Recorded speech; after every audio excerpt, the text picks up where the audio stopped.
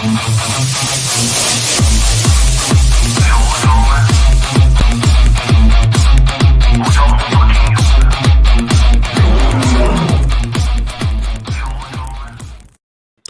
going on, everybody? Fire Chicken here at the scrapyard, and you're kicking with Chicken tonight.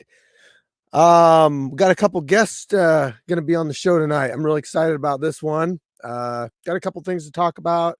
I got a video I'll play later. It's not a premiere. I was going to premiere a video, but like I ended up releasing it today, so I didn't really get to premiere it on here. But you know what? I'll probably edit one tomorrow. So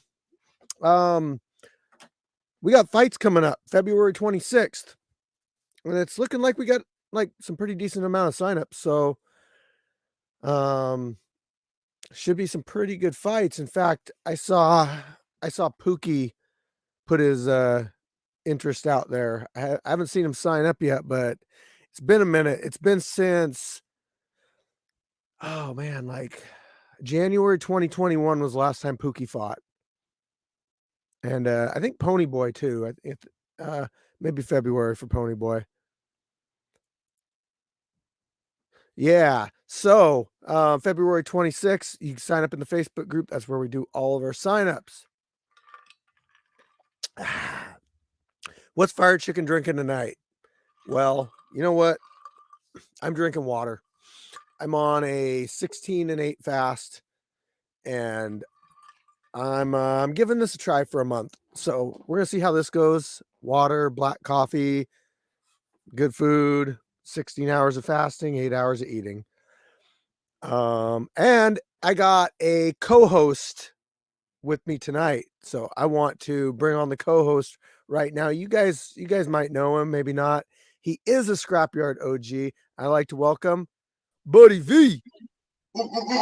Dancing Warrior, what's up? Thanks for having me on, Fire Chicken. How you doing, man? Excellent. I had to go make sure I've got the scrapyard. Yeah, I was gonna have something squatchy on, whether it's scrapyard or not. It's gotta have Sasquatch on it. So, oh heck yeah, absolutely. I'm excited. It's gonna be a fun show. Yeah. So, our guests tonight are Static. He is an OG or a OG branch fighter, but he is also in Dana White's Power Slap League.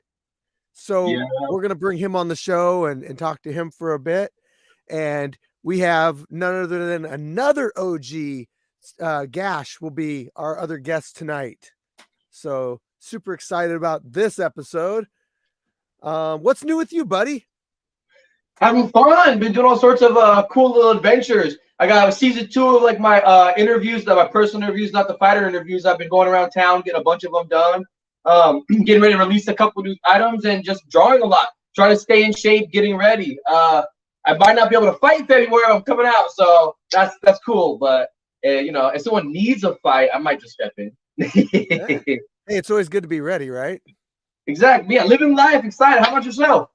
I'm. You know what? Like, I kind of got to my weight up a little bit, so I want to try to get back into, you know, better shape. Like I'm always in, I always feel like I could get in there and do it, but I like to have my weight. I just perform better when I'm a little bit lighter. So that's where I'm at with that. You know, I'm always meeting up with people and doing rounds and stuff. So absolutely. I'm trying to drop to 145 by May. So we'll see. 145 and 40. Who's our 145 MMA champ? Snake Eyes. Well, yeah, but so the only problem with guys that come out like that and do matches is like if they come out and they'll do one, they'll win the title, but then you don't really see him again. And so technically his belt is open right now. Just putting that out there. Anytime it goes over a certain amount of months, I have to say, like, you know, we gotta keep the division moving along. So however, if we never find a matchup for that belt, if it just doesn't happen and the champ comes back, we don't like take the belt away. We just kind of, it's just open, you know what I mean? So yeah, I can respect it. I can dig it. Yeah. So I'm really pushing for this next event for people to get in there and do title shots, because I want to start filling up the names on the belts with title holders. And so I'm putting it out there. I need somebody for 170 boxing. I need somebody for 185 boxing. I might have a couple people for heavyweight boxing, but you know what? There's kickboxing, there's MMA, there's lots of stuff out there. And in the Facebook group, by the way, that's where you sign up. There is a list of who the current title holders are, whether they're open or whether they're see, some people like Black Panther, his title is not open. So if I want to give him a matchup, I got to let him know. I'm like, hey, I'm giving you this guy. And then he's like, okay, yeah, I'm ready to fight this month. Okay. But if it's an open title, then that's just different. I don't tell the two people who they're fighting, because if you're wanting to fight for a title, you should be willing to fight anybody. That part, yep. If you're going to be like, well, I want to fight for the title, but I want to know who I'm fighting. Well, it shouldn't matter, because you're fighting for the title. So, a little bit of mystery with that, Obviously, that's the dynamic. Yeah, obviously, nobody's got to get in there and fight. If you say you want to do it and then you realize like you don't want to take the fight at the last minute, yeah, whatever. Nobody ever has to fight, but that's just how we're doing it. So I like that system, because it's like some people don't want to fight or this and that, but if you really want to be a champion, you really got to be willing to fight whoever steps in that cage. Yeah, and that's why we do 5 rounds too.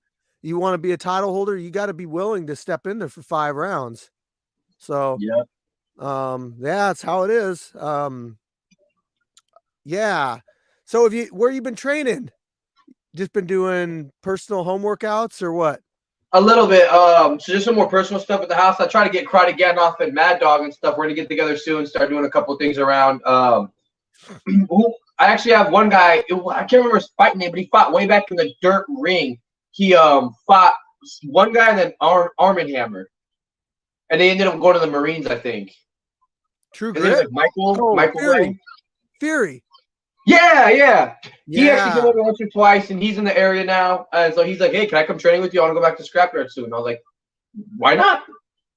Hey, you know what? Like, if it's supposed to be nice tomorrow, I don't see any reason. Like, if you guys want to come out and get a round in or 2, or 5, like, I would love to. All right, I'll hit him up. I do work on the weekend, so I might have to try to switch some things around. But yeah. Well, we do have lights too, so just putting that out there.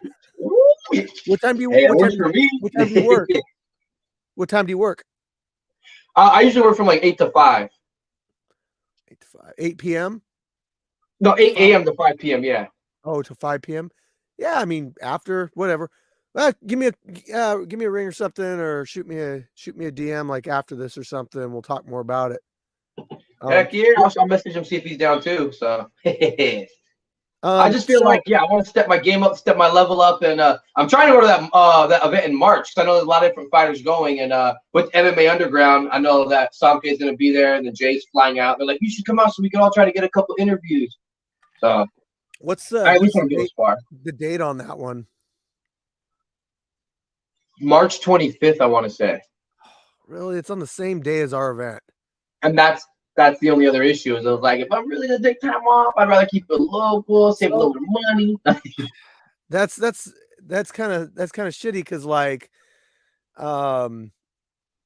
we do our events at the same time every month. We do them after the 20th, but as close to the 20th as we can. And that's we're easily predictable, so yeah. I mean, I've already got events planned out until July, which is our 3-year anniversary, by the way. I can't believe some of you guys are still hanging around. I think I got a gray hair or 2 now. No. Yeah, I got a few of those. But I was going to show you. You might like this. So this is a flyer I'm putting out, right? But for the very bottom, I have the belt, the Gumby fight, and the mural. Yeah, nice. Love it. That represents Scrapyard. So back to the 26th. So we got the fights coming, or the 25th. Yeah, 25th of February. We got fights coming up. I might need a food vendor. Actually, I do need a food vendor. We'll have merch. I obviously can't predict the weather yet, but I'm pushing for those belt matches. Belt requirements are I want you to have at least one fight in the scrapyard before you challenge for a belt. What other next events are March 25th, April 22nd, May 20th, June 24th, and July 22nd. So that's the upcoming events on those. So why don't we bring on our first guest? Ooh, all right. And welcome to the chat, Gash. Hey, Steve. How you Hello. doing? Hello, buddy. What's up, guys? Steve, so you've been on the Avatar theme ride. Uh-huh. Yes. Is that in which park is that at? That is in the Animal Kingdom. Okay. Do you think it encapsulated the spirit of the movie franchise very, very well? I do. It was fun. Oh yeah. Okay. Anyway, it does. Everything in there is in. I mean, it's in the Avatar world, so it's. I don't want to spoil too much of it for you, but it's a really great ride. There's a reason why people say it's like the best one in Disney World. So what's your favorite mount in Avatar? Do you like the flying banshees or the have you seen The Way of Water? I have. Well, because they have the flying fish mounts. I think those are the coolest ones. Yeah. You know what? I actually think that the coolest one was from the first movie. I forget what the main guy's name is, but he tamed that one. The huge one? Yeah. It's like the Theranoptis 6 or something. It's the Theranoptis 6. Yeah. Something like that. I thought that was pretty cool. It's actually been a while since I watched the first movie, but I did catch some of it the other day. I did go and watch the second movie, like I said, and that was really good. And I think that they're really going to start pushing for more of them now that they realize that it's well, people love them. Avatar 2 just surpassed Titanic for all-time box office revenues. So it's the number 3. It's number 3 for box office now. That's not surprising because the first one did very well too. So well, that's number 1. So right now in the top 4 highest grossing movies of all time, there are 3 James Cameron movies and 2 Avatar movies. So Avatar 3, 4, and 5. They're going to do pretty well too. Avatar 3 is going to feature a new Na'vi clan. Go figure. Ash people. What is it? I can't wait for that one. Yeah, Ash people. So it's going to be like a volcanic-based Na'vi clan. Oh, see, I predicted like a desert clan myself. After watching the second one, I was like, they gotta go to the desert or something. Desert would be cool. I'm sure by the time you get to the end, it's going to be all these different clans from all over the place, and it'll be crazy. Buddy V, you're pretty into the Aztec stuff, right? Heck yeah! I got some. Well, you can't see it, but I got some Aztec stuff right here on the concrete. Oh, okay. Well, you made the what is the obsidian club called? Because you had that design of it. Yeah, the Masquahil. Okay, that thing is pretty cool. Thanks. I always like that weapon because it shows the true skill. You have the obsidian to kill, but you want to really show your skill. Use the blunt side to be able to knock an opponent out. Fully capture. So they would use both sides. Oh yeah, absolutely. So it's like you would gain, like if you came back from war and let's say you killed like 20 people, you'd be like, oh, you're an amazing warrior. You did your feat in battle. But if you killed like 15, but you captured 5 life prisoners, those are your prisoners. You're getting decorated with ranks. You're getting decorated with all sorts of adornments because of the level of skill to overtake another person without having to kill them. Oh, that's pretty cool. Yeah. So, not saying I agree with human sacrifice, people. Well, yeah. Well, the Aztecs were like a slave empire, right? Or is that? Yeah, they built real tough, and then they had a lot of slaves that they kind of conquered around smaller villages and tribes as they felt needed. So. Yeah, Well, the unfortunately. main Aztec city is at the site of Mexico City, right? Tenochtitlan. Yeah, Tenochtitlan. Tenochtitlan. Yeah, I was reading that there are like there was like 200,000 people living in Tenochtitlan when the Spanish first arrived, which is like bigger than like nearly every European city at the time. Dang. Yeah, it's interesting. I liked it. I think the only one I made a joke about one time was that like they would have their slaves clean out the waste systems. So like they had a complete waste system. They had two funnels, and someone always jokes like, "Oh, the Europeans had Black Plague while Aztecs were having slaves clean poop or something." I'm not a joke. I'm not a comedian. It's not funny when I say it. So Yeah, but you would need a pretty sophisticated system to deal with like all the waste that a city of like hundreds of thousands of people generates. Oh heck yeah! I'm like, I mean, I'm liking this Gash. You came on guns blazing with all the good questions for everything. Yeah. Are you guys watching the fight right now? Jack Della No, Maddalena? no. No, is it a good one? So far, yeah.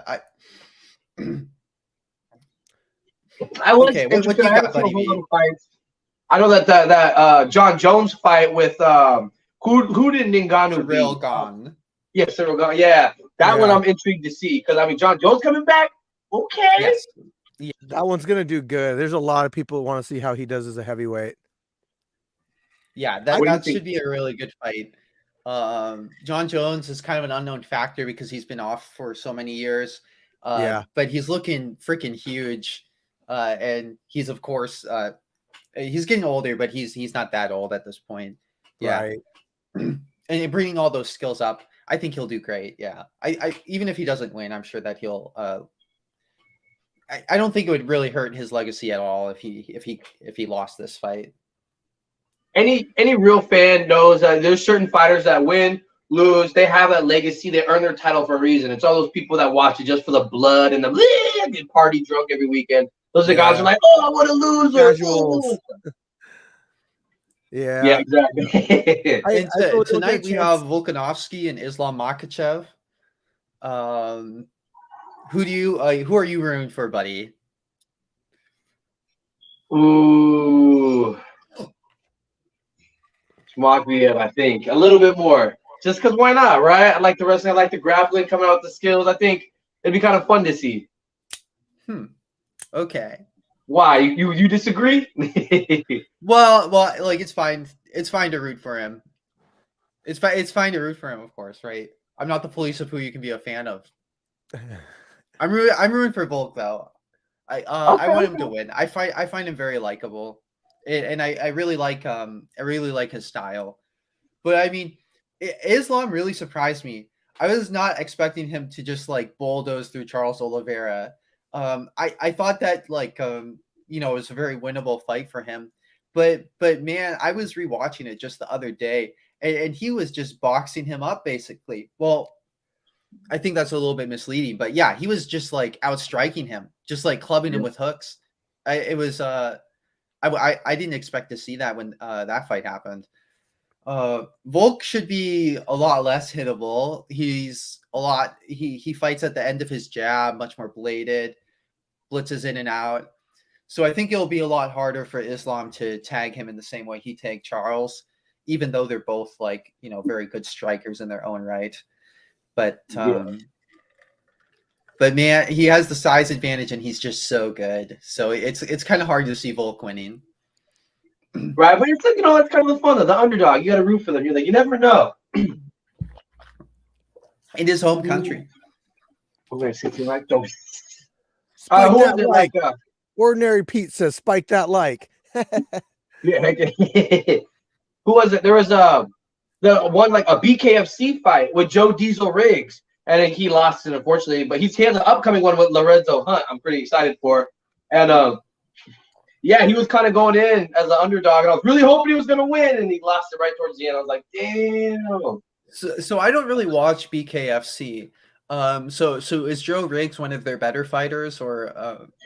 Yeah, he's definitely up there. I feel like he's a staple name season, and he's one of those guys that he might have a loss or two, but it's against the toughest opponents that they have, because when you put him against anyone, he's going to come out on top. He definitely knows how to fight. So I like BKFC is doing Bacau versus Sanchai, which is like, so it's like a crazy weird. It's a weird fight. I want to see that one then. Okay, I know Mike Perry went to BKFC. He's pretty fun to watch. Well, he beat Michael. I thought they were setting him up. I thought they were setting him up because they gave him Michael Venom Page, who is like huge and just like hits pretty damn hard, and is so much longer. I mean, I thought they were just setting him up, but he really. I mean, it was a close fight, but I mean, like he beat him. You know, And speaking of fights, who was your last opponent? Because I know you whooped your opponent's ass the last couple. That was DAD. Dad. Yeah, DAD. Actually, I just premiered his fight today. He did a boxing match against Slim Gotti, who Slim Gotti has really picked up his skill in the last couple fights. Like, I think he went out and started getting some training in, and I've been really impressed. But I also got to give it to Dad. Dad's boxing is getting better, and he put up a good fight. So if you guys haven't checked that one out, it's my most recent upload. Put it out today. Steve, do you have a new fight that you're going to premiere on stream today? I don't, unfortunately. Okay. We didn't have a lot of fights last month, so I'm really spacing out the fights. And plus, I was gone all day, so I didn't get to edit one. I do have an old one that I'm gonna play tonight. It's not a long fight, but it's just it's actually one of the first fights we had in the new cage, and I put out some clips of it today. Just I won't give away anymore, but Psalm K, what's up? It might feature one of your buddies, Psalm K. Oh, now I've said too much. Damn it.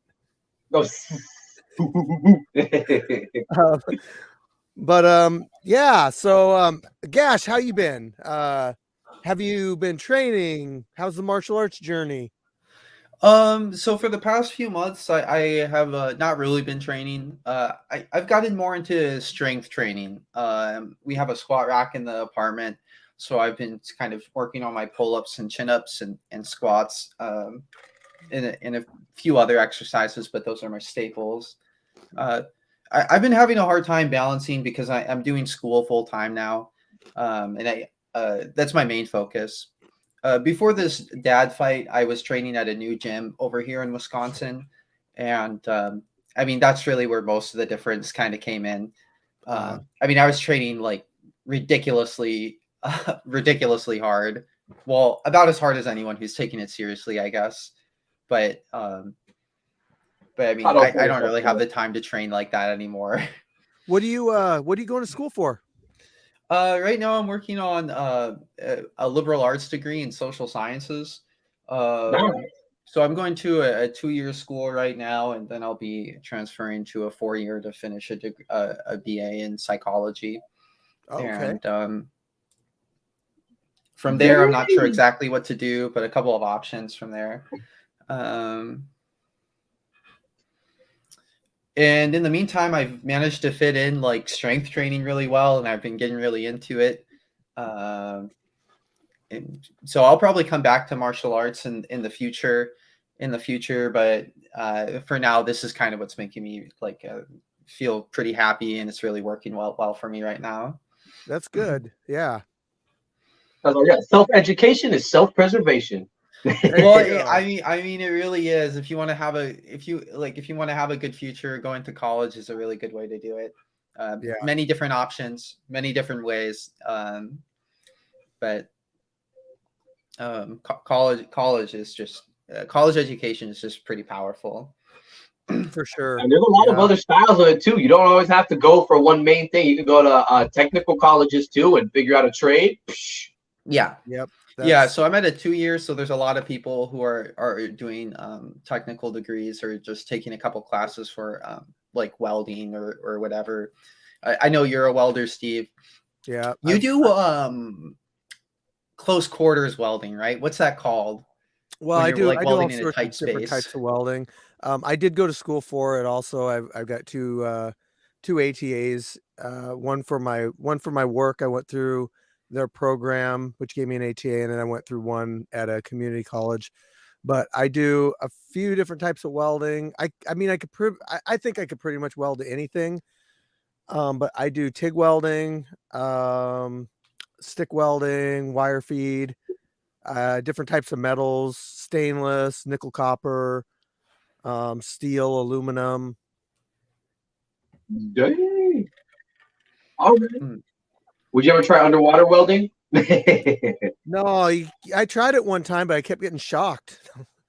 Oh. Bad joke. Bad joke. You and Golden Arms is also a welder, but then like he was challenging you to like a welding competition, but then I think he backed down, Steve. Do you think he was intimidating by your welding prowess? So the welding that I get to do is we get put into some really crazy positions out where I'm at, because you're dealing with we're welding on submarines and aircraft carriers and stuff. And a lot of times there's interference because they don't want to pull everything out for just so you can get in there and weld. So you'll have to put up a mirror.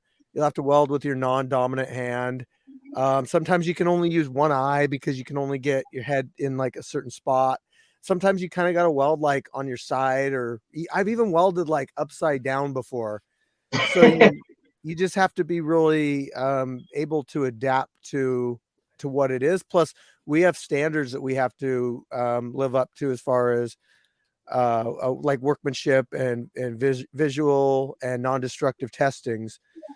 So there's always somebody that comes by afterwards and looks at it and says, they go through it and they make sure it's up to size and there's no discontinuities or anything, and they give it a blessing. And then sometimes you'll have somebody come in and they do further testing on it, whether it's X-ray, dye penetrant, or powder, iron powder testing. So, I mean, it's taken a long time to get kind of where I'm at as far as all the qualifications that you need and all that. So, but I mean, give it, like Golden Arms though, if it was like the type of welding that he does or whatever, he might beat me. I don't know. I don't claim to be the best out there. Steve is so modest, Steve. Yeah. Yeah, I can dig it. Heck yeah. Golden Arms is a good dude. He's modest in his boxing and stuff too. I can't believe his arms were so big when I first met him too. I was like, dang, they're bigger than my thighs. He's really big into lifting. That he's probably more into lifting than he is into boxing, even. Well, I bet not that he isn't into boxing or whatever. You know that name. When I first heard Golden Arms, I asked him. I said, "Is that from a Wu-Tang Clan song?" Because there is like a part in there. But then I asked him about that, and he's like, "No, it's actually a welding term. I'd never heard it before." And that's what got us into the conversation about welding. Is that if you're Golden Arms, it means that, hey, you can weld really good, I guess. He's like, I'm a fast welder. He's like, yeah, that's crazy. See, I feel underqualified for this conversation. I only have a GED. Honestly, like even to be where I'm at with the welding and stuff, you don't need any more than that. It's just welding's a skill that you can just get better at as you do it. You don't need all the schooling for it. It's really unnecessary. But I don't know. I compare it to like, I don't know, buddy. Like if you want to be, for instance, like a race car driver, you don't got to know how to pull the engine out of the car and put it all back together and do all that stuff. That's what the other people, that's what the mechanics, the engineers and stuff do. You just got to be the good race car driver. And that's what welding is being the race car driver. And you don't got to know how to do all the other stuff involved with it. It's helpful, but it's not necessary. I like that analogy. Oh, all right. I might have to switch my trades. Hey, honestly, man, they're hiring out where I'm at and 0 experience required, full government job. So plus you could go to school on the clock too. Listen to me try to sell. Right. You're like, hold on a minute. Let me do a little bit more. Pull my arm. No, I like that. Yeah. Yeah, like I said, self-education, self-preservation. I do like to read, and like I said, I got my Aztecs is predominantly what I read, but I have a few fun things, and I wish I could grab it right now. I don't want to get off camera, but I have an introduction to psychology book right here. But I'm So, not as Buddy cool as V, Gash. do you have a good book recommendation for Aztec history? It's okay if you don't. But if there is something that you would recommend, what would it be? Ooh. See, one of the ones I liked was what the heck was it called?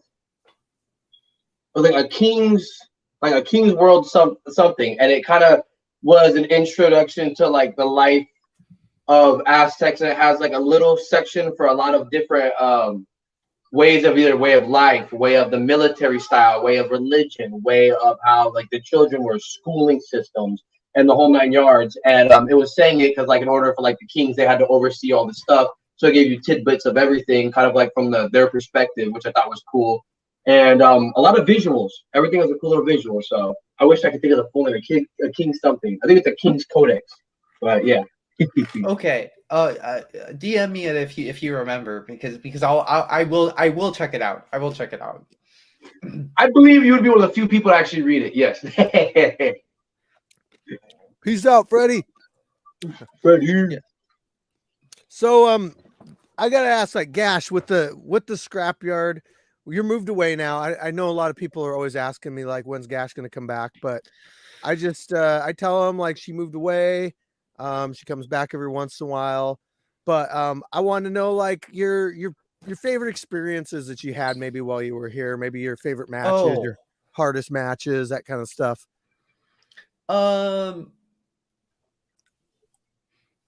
Let's see. Favorite was Buddy V. No, like, Well, my favorite moment was fighting Dad. I think that was my best win by far. I mean, I think I looked like pretty good. Your I form got looked into some sloppy exchanges. Form looked on point. Those Yeah, were some nasty knees and kicks.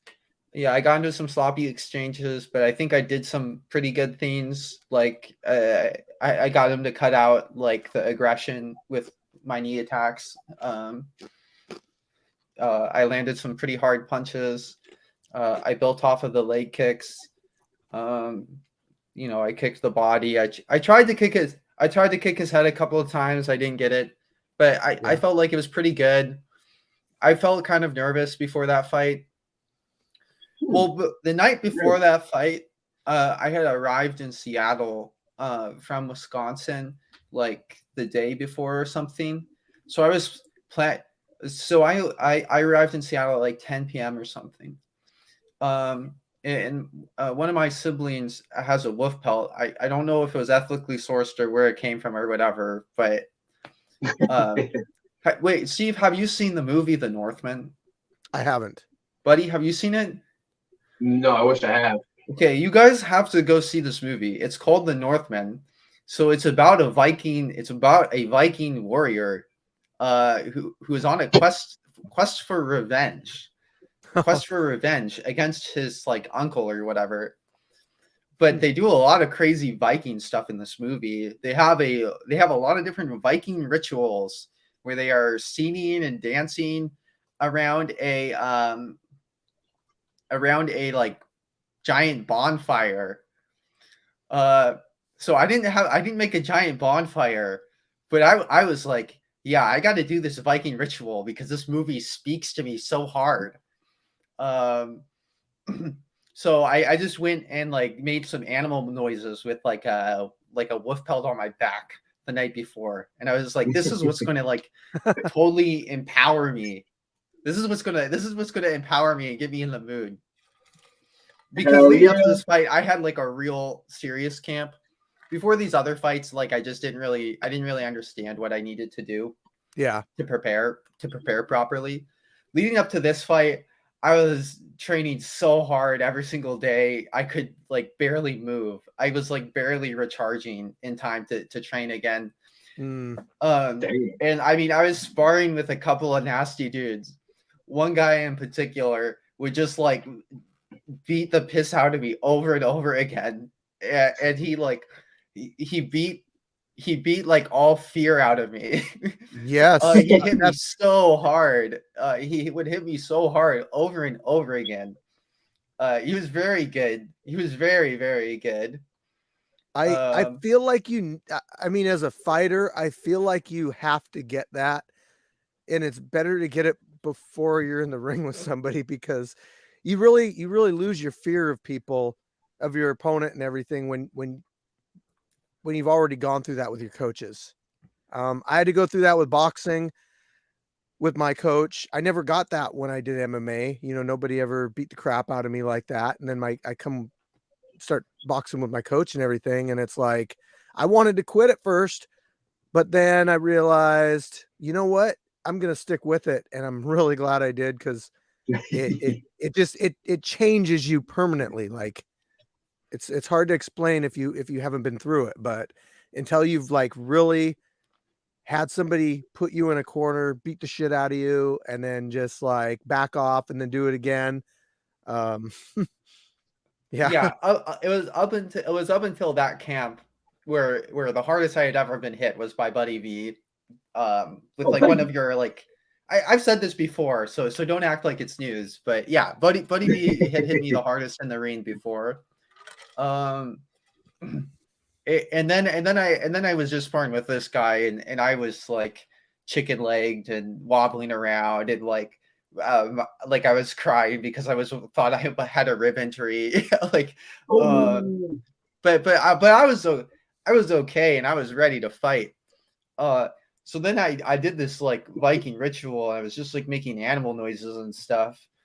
Then I come down to the scrapyard, and I'm coming down with my dad, and we stop at the store, and I buy some coconut water and a chocolate bar, because I had heard that Mike Tyson eats a chocolate bar before he boxes. So I ate a chocolate bar and drank some coconut water. Yeah, and I felt pretty good. But then I started feeling really nervous. Yeah. I felt really scared. I felt really scared until I walked into the center at like the final stare down before we go back to our corners, and then the ref says fight. Yep. And then I started feeling it again. And I was like remembering, you know, like, oh, I'm a crazy animal. I'm a crazy animal. And this guy could hurt me. This guy could hurt me, but he'd have to hurt me real bad. He'd have to hurt me more than my sparring partners had, more than anyone else had, to get me to quit or to take my courage away. So I got the crazy eyes, and I started smiling, and I think that's what did it for me. I felt really good. That's the one thing about competing that I'll always miss, is that feeling when you can just like smile and just be so happy. Like, yes. So that was my favorite moment. Psalm K has a question for you. He said, anyone outside the scrapyard Gash would have liked to have fought? Oh, I have no idea. I don't know. I can't think of anyone. I'm kind of that way too. You know, I don't ever put it out there like who I want to fight or anything like that. It's just, I don't know. It's just not me, but I kind of just like get in there and just like doing it, I guess. Don't really worry about who or any of that.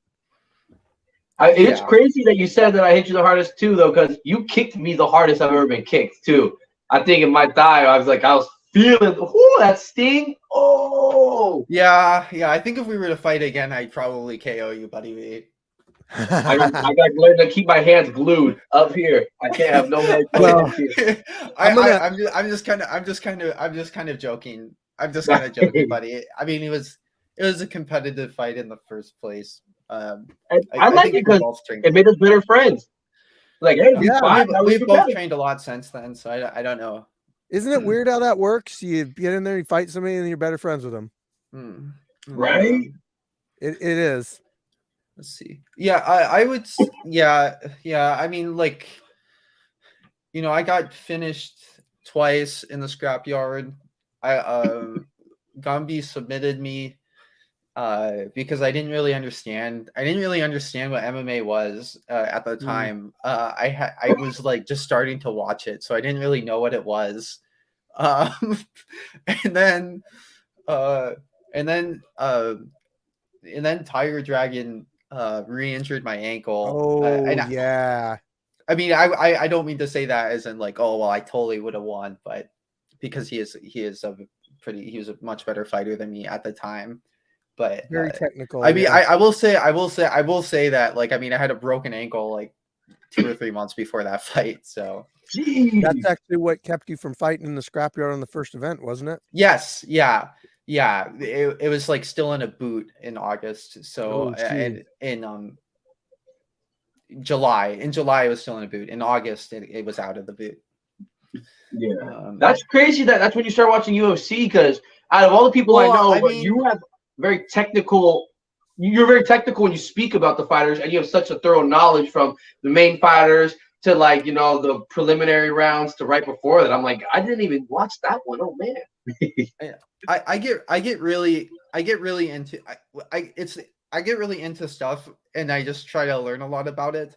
So I had some like prior knowledge. So when I said I didn't really understand it, I mean, like, I didn't really understand that, like, you would like have to train.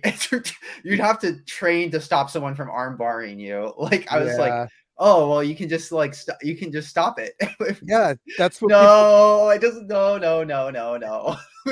that's what people think about, like a lot of traditional martial artists that with those martial arts that don't incorporate any grappling, they say like, I would just sidestep a Yeah. takedown. Or it's like, you understand, like, these people put countless hours into trying to take down another human being that has countless hours of stopping them from doing that, and you're just going to sidestep it? Like, come on. Yeah, I mean, Gumby wasn't even that trained in BJJ at the time, but he had enough. Like, he had like a year or two or something. He had a lot of wrestling though. Yeah. Well, it was like his side control. His side control was better than his submission. His submission was like sloppy-ish. Like, Yeah. well, not saying anything bad. Just like it. Like, I mean, it took him a long time to get it when it was like he should have like been able to snap it up easier. But like his side control was like what was like tough. And then also too, like, I mean, like, I had like zero athleticism in the fight. Like, I was just like I mean, I threw like my entire body weight into the punch. So like it hurt him because it was the most committed punch of all time to hit him. And It caught hurt him, and it caught him off guard. Yeah, but it was not a very good punch. I would say my left hook against Dad was my best punch. That was pretty fast. Yeah. That was fast. That was fast, and I think that like hurt him. It was fast. Now I punch pretty fast. Yeah. Oh yeah, I like your kicks against Samaritan. Woo! Oh, that was a slog. Yeah, I needed to condition better before that fight too. Yeah. But yeah, I mean, I hurt his leg. I just the leg kick is just really good. Attacks to the body and legs are really good. You should prioritize attacking the body and legs, in my opinion. Whenever I see a pro fighter doing it, I feel like it helps them win. I'm a big advocate for body shots too. I think that they're not usually, unless you hit a vital organ or something, but they're usually a longer term thing. You wear them down by hitting with body shots. You disrupt their breathing.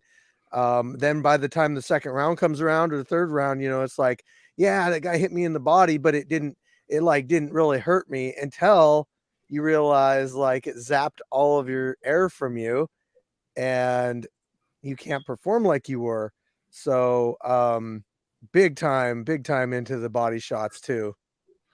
Yeah, and when you're attacking with knees, you can defend your head more. Well, attacking with knees does leave you can like kind of be awkward with it and get hit with a counter punch when you're throwing a knee to the body. Mm-hmm. But in general, so you have more potential to protect your head while throwing body knees than body punches. But I mean, body punches are great. When you see someone throw hard body punches, it's like a great thing to do. It's necessary because it changes your opponent's idea of where the next shot's going to come from. It's all about deception. You throw the hook so that they widen out their arms a little bit so you could come in with straight. You throw a body shot so they drop their hands. It's going back and forth like that. Knees are awesome too. I actually just took a Muay Thai class. That was a few weeks ago, and it was pretty cool, man. I loved it. It was something different, and I realized how much I didn't know about Muay Thai. Well, Muay Thai is so powerful. Muay Thai is really It is. And it's the clinch fight is real. The clinch fight is really, really good. So sometimes you see some kind of goofy looking guards on stadium fighters in particular. But it's because they're trying not to get like destroyed by elbows. Well, at least that's why I'm pretty sure that's what's going on. Just right there. Because if you shell up, the elbows, they come up the center. You cannot. It's very hard. You can parry it, but I mean that's very high level to parry it. It's much easier to like be posting to try to stop the elbow. The elbow is just the elbows just destroy a tight guard though. I mean like, keep your hands up. You'll just we've been sparring with elbows and we wear elbow pads, but I mean it's like the elbow fighting is so creative. You can throw elbows more different than you can throw punches. Oh, for sure. There's more attacks. They come from different angles. Like you can slice upward, you can kind of pummel, you can come over the top. You can come from above. Right. Yeah, you can come from above. You can, do an upside down elbow. You can do all kinds of crazy stuff with elbows. I like it. Yeah, I'm nervous to fight in the West Coast for that too, and the OG yard again, because MMA they both allow elbows, just no 12 to 6s and no elbows to the face. I think no, they do allow elbows to the face.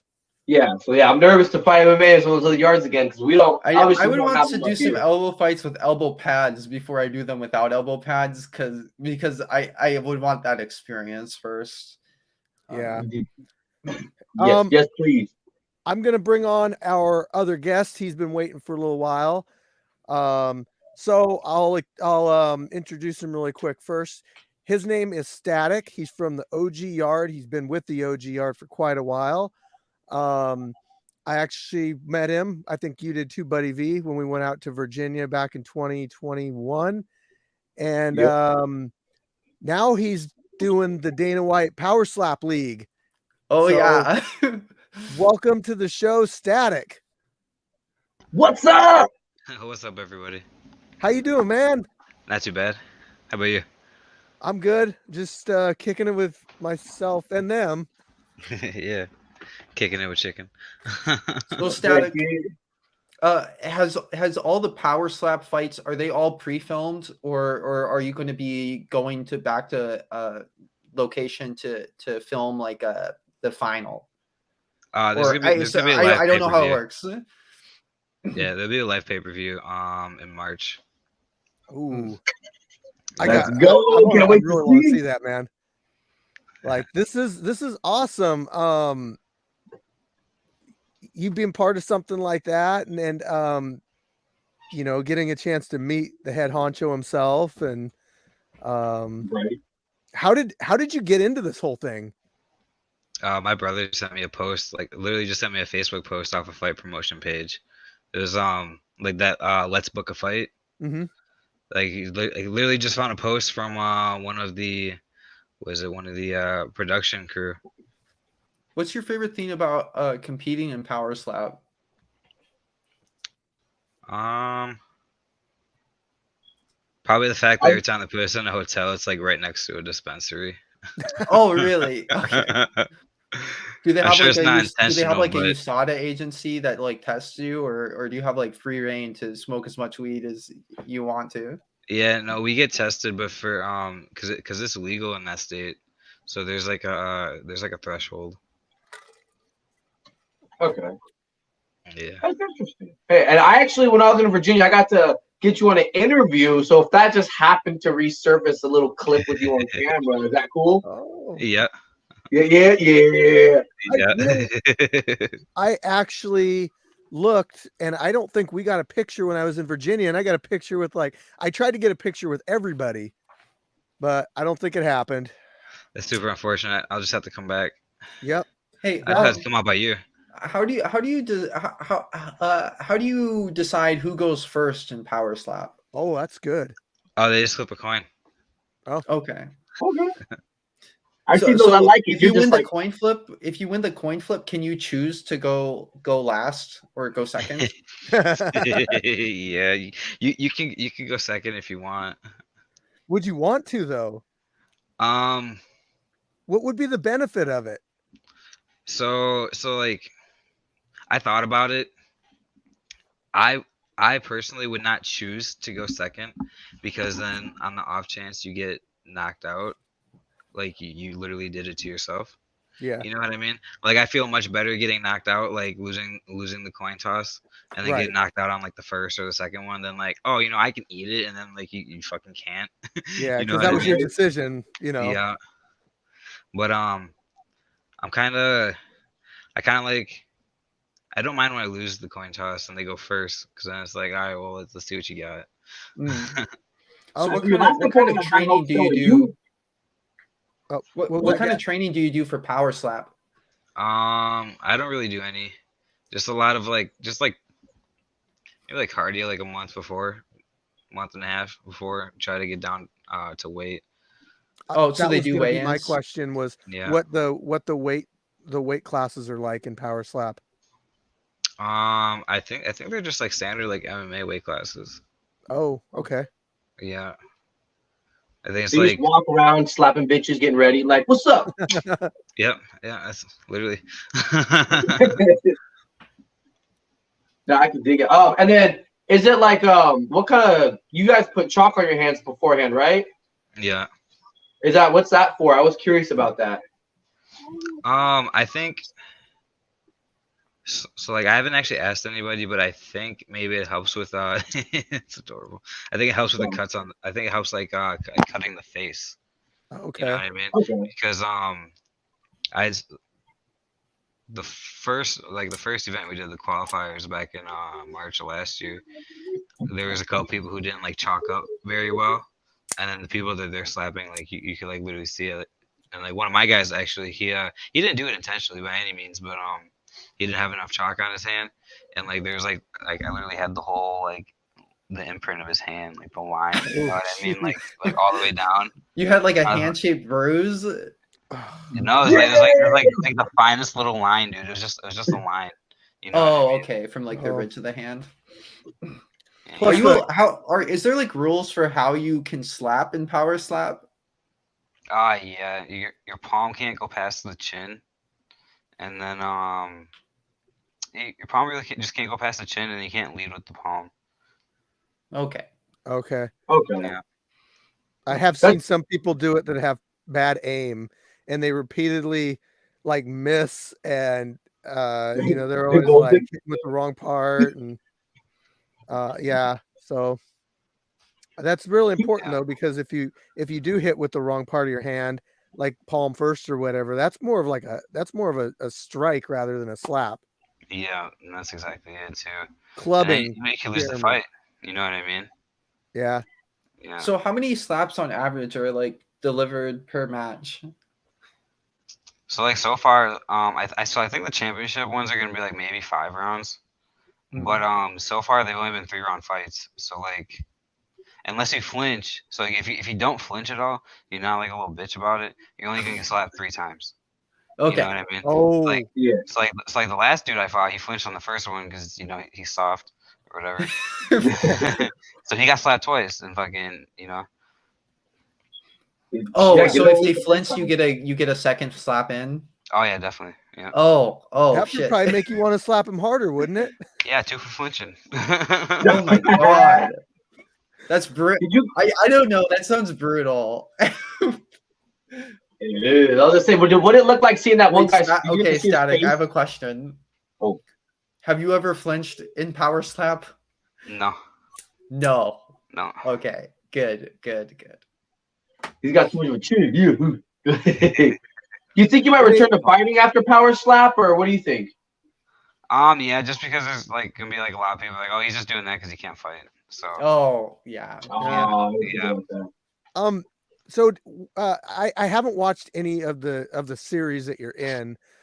Where did you told me the other day where I could watch that? Where was that? Oh, you can watch it on Rumble.com. Yeah, Okay, they got it on Rumble. They got it on TBS too.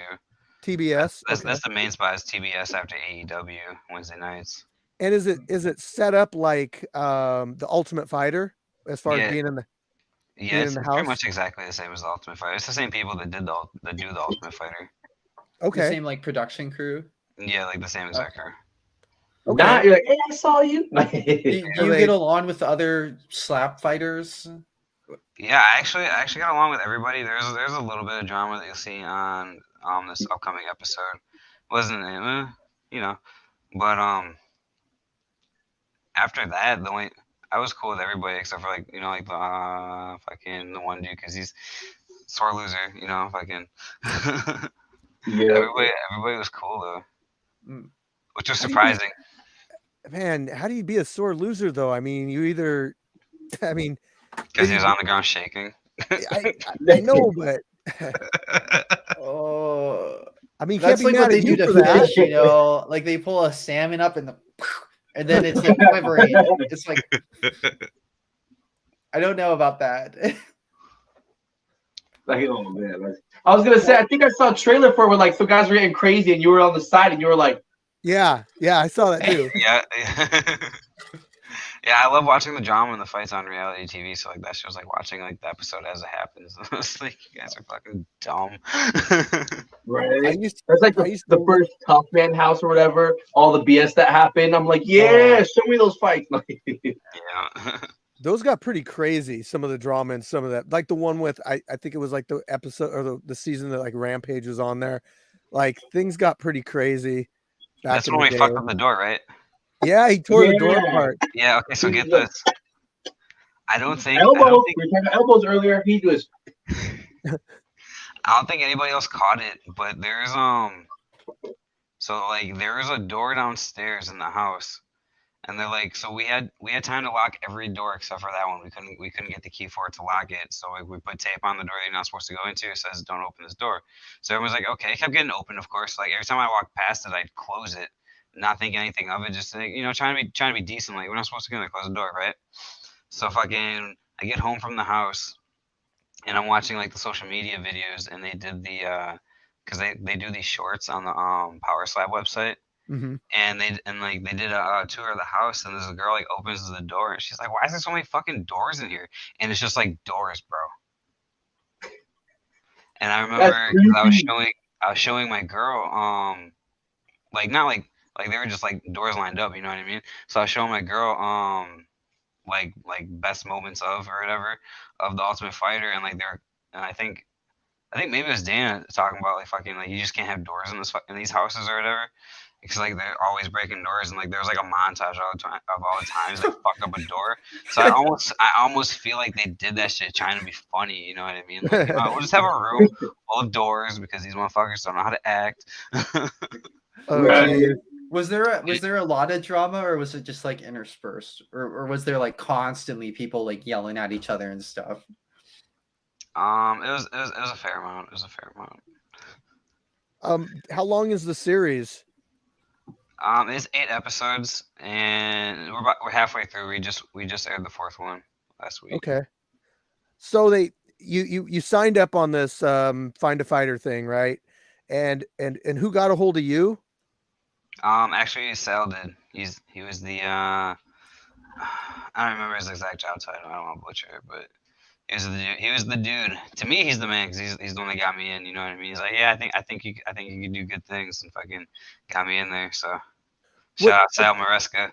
Well, what was the prerequisites? I mean, you signed up on this or whatever, but did you kind of use your Street Beefs history as a kind of like on your resume? I did. I was like, I told him I fought a Street Piece and I fought a Strelka, and I was like, I gotta draw a Strelka. Told him I lost my fights to Street Piece, but then I ended up showing him the Strelka one because because right in the beginning, dude hit me with a pretty heavy shot, and I just kept like walking forward, you know what I mean? And then I dropped him. They were really interested in the Street Piece ones though, so I sent them some of those. I'm like, all right, we'll get back to you, and then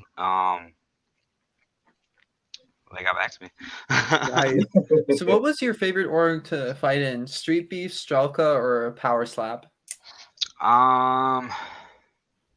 So far, Power Slap. Just Oh, 'cause, like, really? yeah, just like the experience is unreal.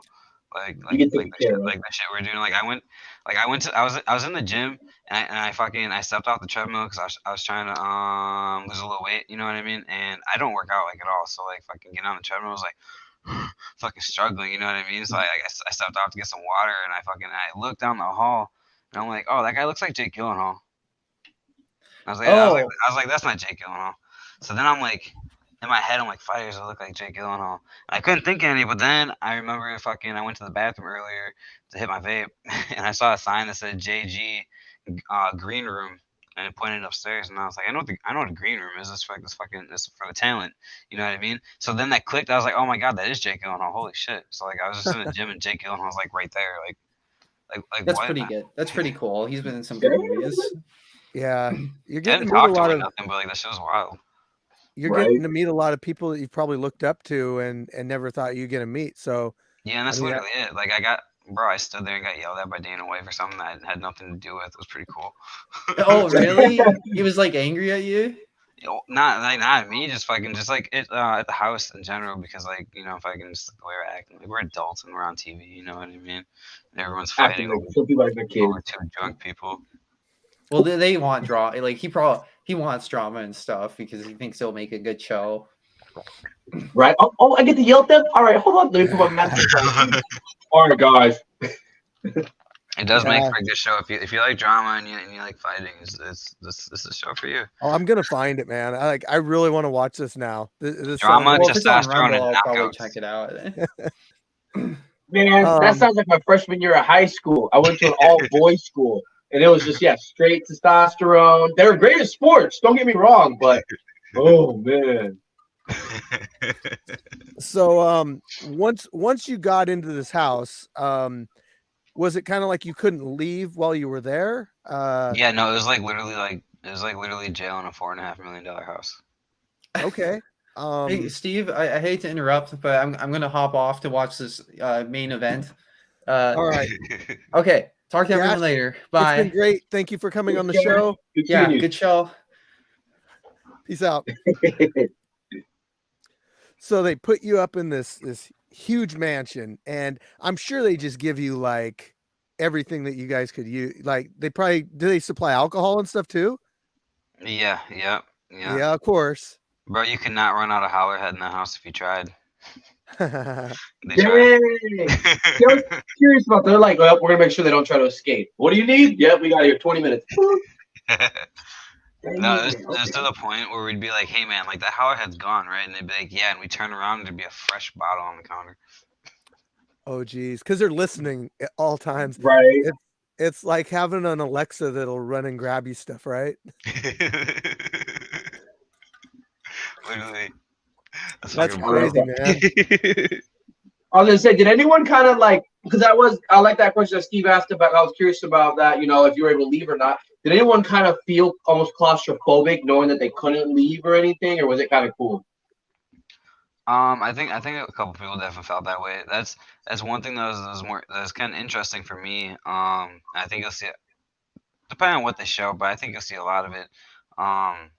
It's like just like it's kind of fucked up, but like it was entertaining to me watching like these like just like other like grown men just like completely break down and not fucking be able to handle the experience. Or it's like, guys, it's not that bad. Like I mean, it really sucked being away from family. Like that was, in my opinion, that was like the only downside. Yeah. I mean, it's my girl, my kids weren't there. How long of a time period was that again that you had to be in this place? I'm not sure if I'm allowed to say. Oh, okay. Fair enough. Maybe not asking how long you were there, but how long well, I guess it doesn't matter. Yeah. If you can't answer, I don't want to get you in trouble, man. I don't want you getting an angry message. I don't want you getting an angry message from Dana White.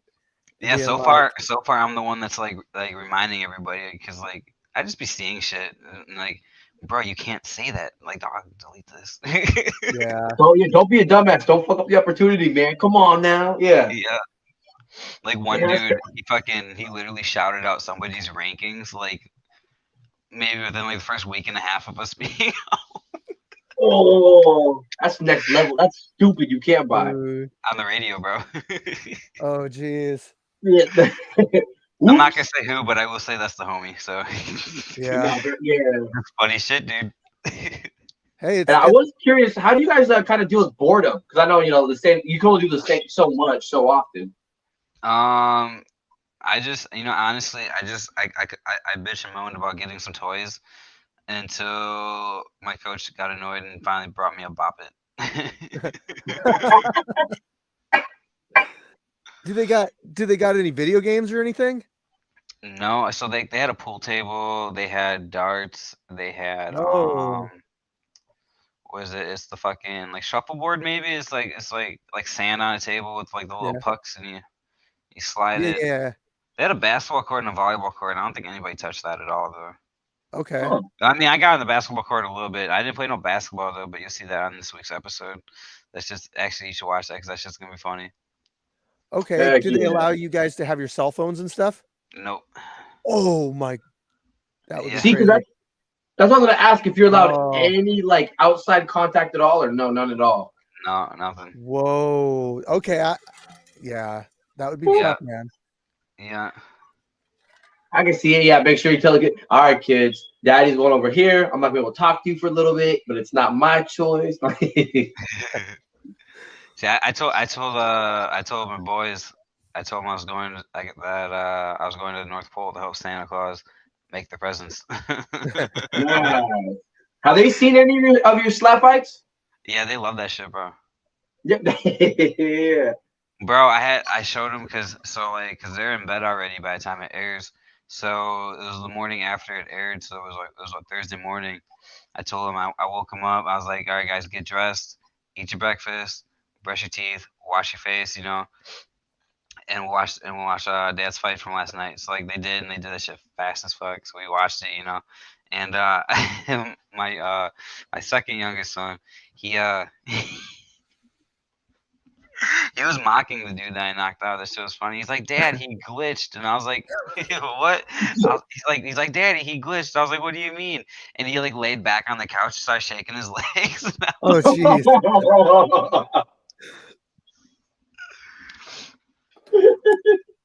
Dang. Big fans. They Kids love are it. the best.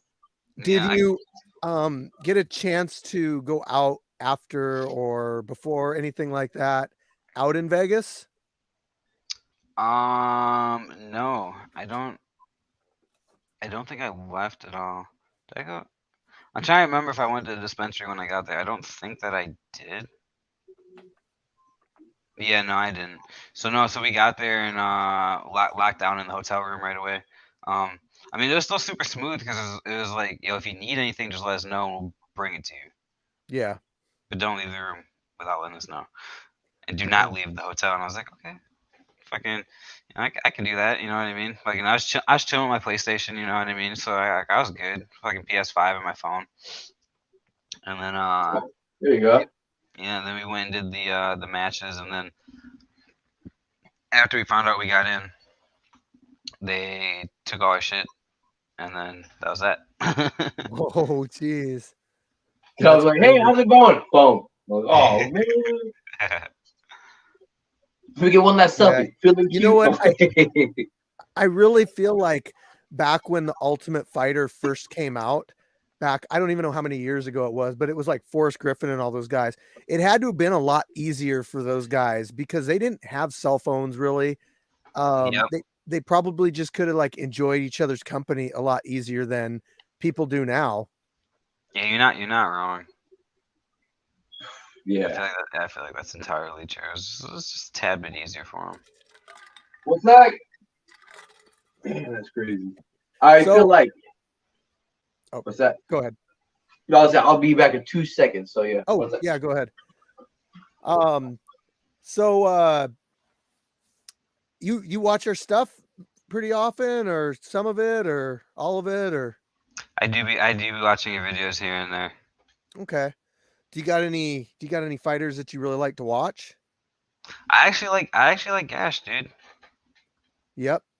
Gash she's one of our biggest names. She's a you know, the OG branch has, I can name, like, you got Baby Hulk is one of the biggest names. Beach is one of the biggest names. But you know, then we've got our people too out here. I would say Solo, Gash, Viking, Jay Gotham. Wade's from out there, right? No, Wade is from the West Coast. Okay. Yeah. They got Shinigami, they got Wedo. They got their own people out there. So Oh yeah. yep. What do you think about ever coming out and maybe doing a match in the scrapyard? I'd come out and do that. I definitely would. So like I got 2 fights coming up, like aside from like some power slap stuff Mhm. that I'm gonna do like without getting any training. First I got a boxing match with this dude that's been running his mouth, and like he's a bigger dude and he's been getting in shape, but like he's soft. Like I watched him get hit in the face like decently hard. It wasn't like a power shot, but like it was a good jab, I'm pretty sure is what it was. Yeah. And like I watched the fight go out from his eyes like that. You know what I mean? Like he instantly did not want to be in there anymore. I was like, bro, you're soft, dude. Like you can get in shape all you want. Like, you know, yeah, maybe your cardio is gonna be better than mine, but like I'm gonna hit you so fucking hard, bro. So how did that whole thing kind of form, that whole kind of beef? Honestly, because he was just acting harder than he is. You know what I mean? Like he's like the baddest dude around, and fucking I'd mentioned a few times that I'd fight him, and fucking he like acted like he couldn't hear the shit. You know what I mean? Mm. And he just started doing some bitching and moaning about how like he deserved the belt more than anybody, and I was like, man, fuck you. And it was he just bitched too much, you know what I mean? So I started calling him out on it, and he didn't like it. So then he started talking his shit, and I started talking my shit, and then fucking nothing really came of it. And then what really kicked it off was I was trying to get a fight up there for a belt, and I was like, you know, I'll fight. Let me get a belt shot. You know what I mean? And dude didn't want to fight me until he had seen me in the group chat talking about I haven't done like any type of training, dude. Like I've literally been sitting on the couch for the last couple months, just getting out of shape. And then it was come up in 2 days, fight me for the belt. Otherwise, you don't get a title shot. So this is this fuck Street you, bro. Beefs? Oh no. This is it's Fight Club 2K21. It's a nice little club out in Michigan. They started up. Oh, okay. And honestly, it's like it reminds me like old school like Street Beefs vibes, like before they got like super big. Mhm. But you know what I mean? Because like now it's and like not that there's anything wrong with it, but now there's like that feeling of like I'm coming out here, I'm gonna show out, and I'm gonna blow up and get big. You know what I mean? There's nothing wrong with that because like that's like half of what it is. You know what I mean? Yeah. And fucking, but it's like they don't really have anybody traveling, so it's just like people from their small little town that just want to fucking come together and like watch other people from their small little town just like beat the piss out of each other. Yeah. You know what I mean? Yeah. All right. So he wanted to fight you before this power slap thing happened, or is it after? After now he wants to fight because he's now he wants it. Yeah. Yeah. So I'm gonna come out after the power slap shit. They're like, oh well, he's doing that because he can't fight, and I'm gonna beat up a dude that's bigger than me, and then they're gonna be like, oh well, he doesn't train. So then after that, I got a darkroom fight with Keanu, and I'm gonna beat the shit out of that boy. I sparred him when he came out. He came out to Washington, say like 6 months ago, and he stopped by and we sparred. But yeah, I did see that darkroom fight. It's I'm excited for that. I'm real excited. Raps only? Oh man, that's my shit, bro. Damn, okay. Did you fight Kid Boo in Street Beefs one time too, I think? Yeah. That's who you fought when we were there, wasn't it? Okay, yeah. I went up to him, I was like, I see you all over social media, we're friends. Buddy V, nice to officially meet you. I think me and you were having some conversation, and I'm going to talk about this really quick because, like, honestly, when I first met you, we met in Street Beefs on the OG Yard freaking Facebook group, right? And I think we went back and forth a couple times. You know, like I used to be more argumentative than I am now. Now I just try to like get along with people. But I think what it is like a lot of times when you do that and you end up meeting the person, that can change a lot of things because Oh, like absolutely. maybe we didn't get along online, but when I met you, I thought, man, this guy's pretty cool. Like, um, You know, and that's exactly it too. all the bullshit just goes, just goes away. And it's happened to me a few times with not necessarily getting into it with people, but maybe like somebody online that I just didn't like, that I kind of got, didn't agree with on stuff. And then we meet up and it's like, whatever. That's stupid shit, Yeah. And you know what? And a lot of the time too, I'll say some slick shit, bro. And like, and I swear it's like supposed to be funny, you know what I mean? But then it, like online, you know what I mean? It comes off different, and then someone catch an attitude, and I'm like, oh, I didn't mean it like that. But then like they don't let the attitude go, and now I'm just like, I'm principal. I'm gonna double down. You know what I mean? Yeah. And fucking like you said though, but then when you meet up in person, like it's just fucking, you know what I mean? There's like less room for miscommunication. Right. I think you were trying to get a match out there in the OG Yard when I was there, and I was trying to help you as far as like you were trying to think of who you wanted to fight. There were a couple options, and I think Ron wanted to fight you or something. Anomaly, maybe. I The can't I older think remember. so. The Yeah. old guy. Yeah, old guy.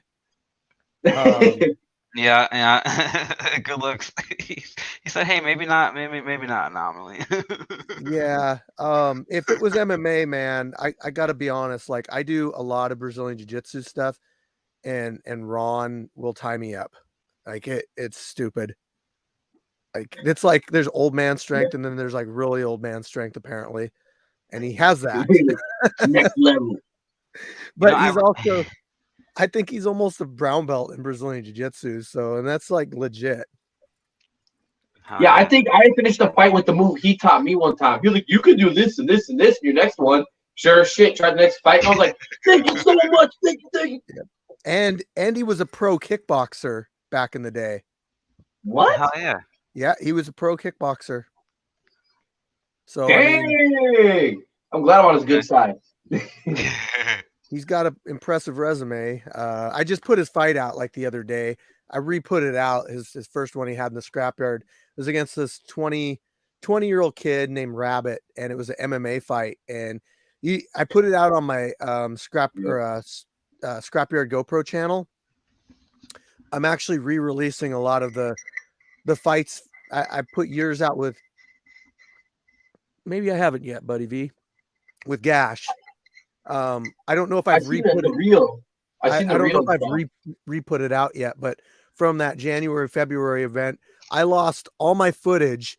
I never had it, in fact, because Pete was recording it and he had it on his computer and he put it on my YouTube channel, but I never had like the HD full quality in my possession. And so it got deleted off his computer. And I was like, man, I'm screwed, because you can't just download. There's ways to download YouTube videos, but you can't download the full HD version of it. There's only one way to get it, and I found it. And it took me like 3 or 4 days of sifting through 364 files that were 10 gigabytes each. I mean, it was insane. And so like I got all those fights. I had checklists of all the fights and everything, and I had to go and pick those ones out.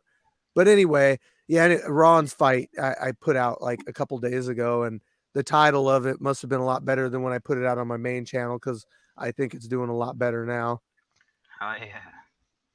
Oh hell yeah, yeah! I saw that. I'm gonna rewatch it just to get another view counter on. Yeah. Yo, you guys' I quality is so nice though, bro. Just throwing that out there. What is? Like your production quality, bro. Oh man, you know, And like it has been like fucking like honestly, as far as I can remember. I got to speak on like as far as me with production quality, video quality, all that stuff is just like I've always had a big interest in editing stuff. And when I started doing Street Beefs, my job that I do, I work for the government, but I have to pay a lot of attention to details and everything. And so I can, put that in there as maybe part of it. My editing background as far as liking to do it. I really do. I love editing the fights. You know, you can tell. You can tell. Oh yeah. But I do got to say, like, I have never tried to compete with anybody. I just try to put out the best thing that I can put out and try to give the fighters the best representation that I can give them, and Yeah, and that shit's always, it just always looks nice, bro. I like it. you just got to, like, anything that you put your heart and soul into, other people will see it. Yep. And that's facts. But our arena looks different than the other ones, but that's good because, like, I feel like, the West Coast and the OG branch and our branch, we all have different looks to our stuff. So when you watch videos from all the different branches, you immediately know, hey, this is a West Coast branch fight. It's out in the desert. It's in the sand. It's got that look to it. That's true. Yeah.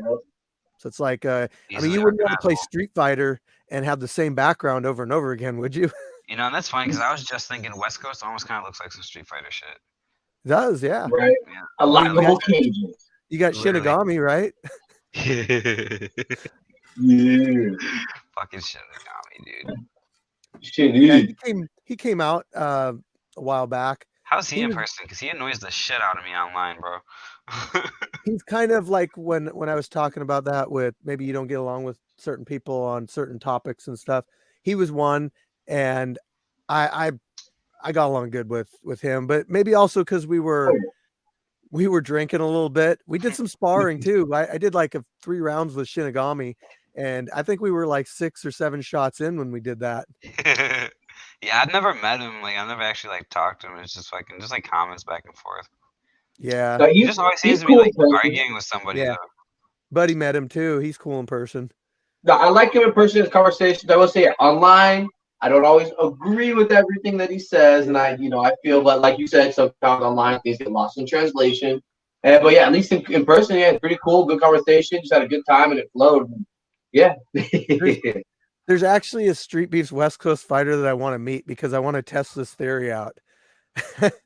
Me and him have gone back and forth. We were like calling each other out at one point and all this stuff, and like I just want to meet him to see, because everyone says he's like really cool in person. He's like they use him as an example or whatever, but it's that Storm Rider. Oh, that's what I thought. Yeah. Storm Rider. I kind of just want to meet him. Like, we'll see if maybe we'll get along. I don't know. You never know. I think, and part of it is too. Yeah, when fights come out, there's a lot of hype between fights, and you editing fights speak a lot of facts. You don't come with opinions. You don't come with, well, I think, I feel. You're like, hey, I noticed this happened. X, Y, and Z wasn't taken care of. Yada yada yada. And I know, like, what was a fight with him and Shitty where there was like one of them got like pieces of their head taken out from the cage or something. Yeah, and then I said something kind of mean because he said something defensive, and then it went back and forth, and then I was like, lots of translation. I'll fight you in MMA. I'll put on my MMA gloves for you, and I don't care about the weight difference and whatever. But to me, fighting is, I don't know. Hey, you gotta love the spirit of fighters. We're all ready to go. Yeah, it doesn't even have to be a fight though, really. You guys trying to get in on some power slap? You know what? I might be too light for that one. I fight around 155. I could probably bulk up to 165, but I might be too light. No, we got. What's the name of that weight class? What, 155? Yeah, like not featherweight. A light. That's just lightweight. 155. Lightweight, yeah. There's lightweight. My homeboy's number 1. I bet you in the scrapyard there are people that would do it. I guarantee it. If I put it out there, I mean, I can just guarantee it. Me personally, I'm 40.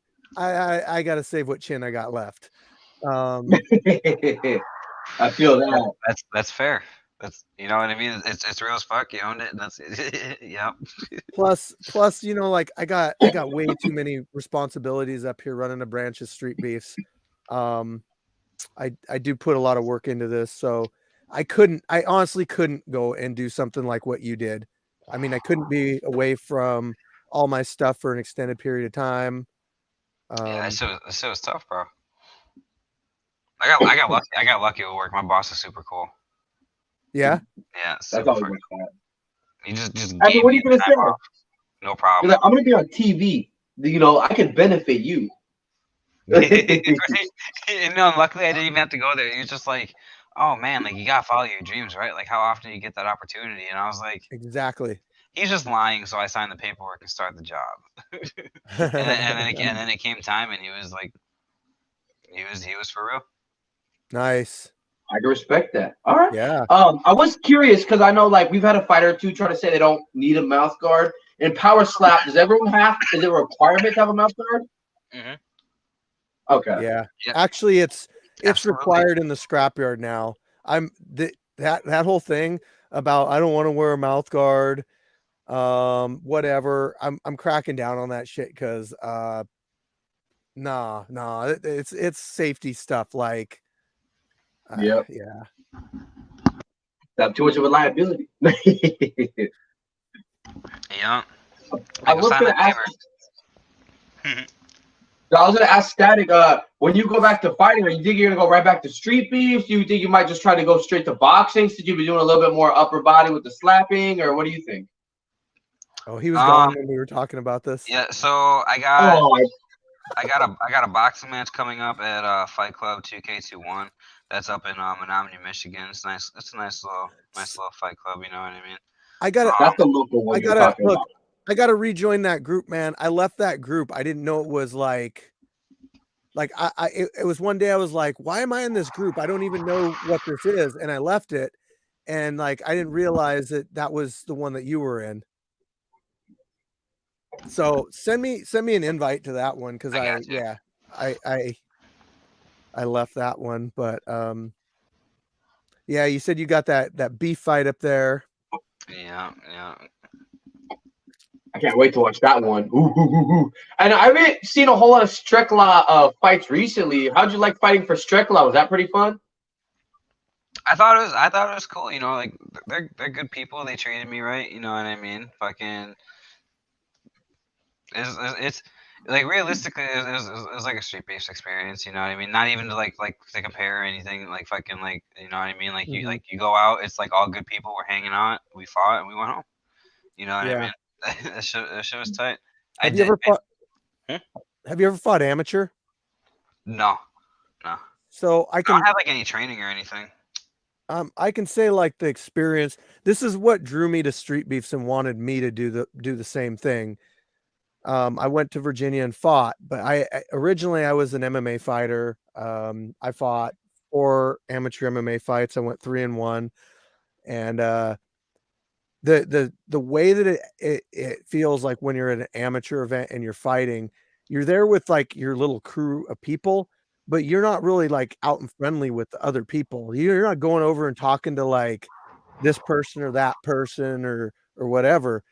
It's like all business. But with street beefs, it's more community, more family. Like everyone's there just to kind of for the experience. Yeah, yeah. Mhm. And so that's what really caught my attention with street beefs when I went to Virginia. Like we were just all cool with like getting in a circle and then it's like, yeah, Fucking you're cookouts, fighting. bro. Hanging out, fighting. Yep. And Yeah. then there's also less animosity toward each other too, because you don't have those like feelings of like you don't really hate your opponent most of the time. You just like, yeah, we're gonna get in there and we're gonna fight. But in like amateur stuff, you don't form a bond with anybody. You know, it's just like this is just my opponent, whatever. I don't care about him. You know, but yeah, it's quite a bit different, and I love street beefs for that. Yeah, Yep. I feel that. I almost feel like that shit would help me out though, the fucking animosity, because like everyone, I'm definitely not one of those like, oh, I get angry and I see or I get hit and I see red. Like I'm definitely not one of those dudes, but like fucking, I'm just like I'm not the same person I was when I was younger. You know what I mean? Like I don't have like all like the pent up anger and rage. So like fucking, Mhm. I'm here Yeah. to like fight and have fun. Like before when I fought, like I just wanted to hurt you. You know what I Right. mean? Like now I just want to win. Like you know what I mean? fucking like I'll hurt you to win, yeah, but like I'm just here to have fun. You know what I'm saying? So like I almost feel like maybe be like doing like the whole because like you said like everyone's hanging out like beforehand and fucking like I've not had any. I've not had a fight yet where it was like someone that I had beef with or fucking just even like a stranger. I mean, they've all been like strangers for the most part, but like we talked and got acquainted beforehand, Yeah. and we're cool. So it's like, oh yeah, Right. let's put the gloves on, buddy. Yeah. All right. But I feel like as we get more experience with the fight game and doing this whole thing, you get like more fight IQ and you realize you don't have to just go out there and just swing hard and try to knock somebody out like and Yeah, blow all your energy that's right off exactly the what I bat. do. You know, that's Right, I the really first think 42 fights. Don't let me catch you in that first 30 seconds, though. The first 30 seconds. Woo!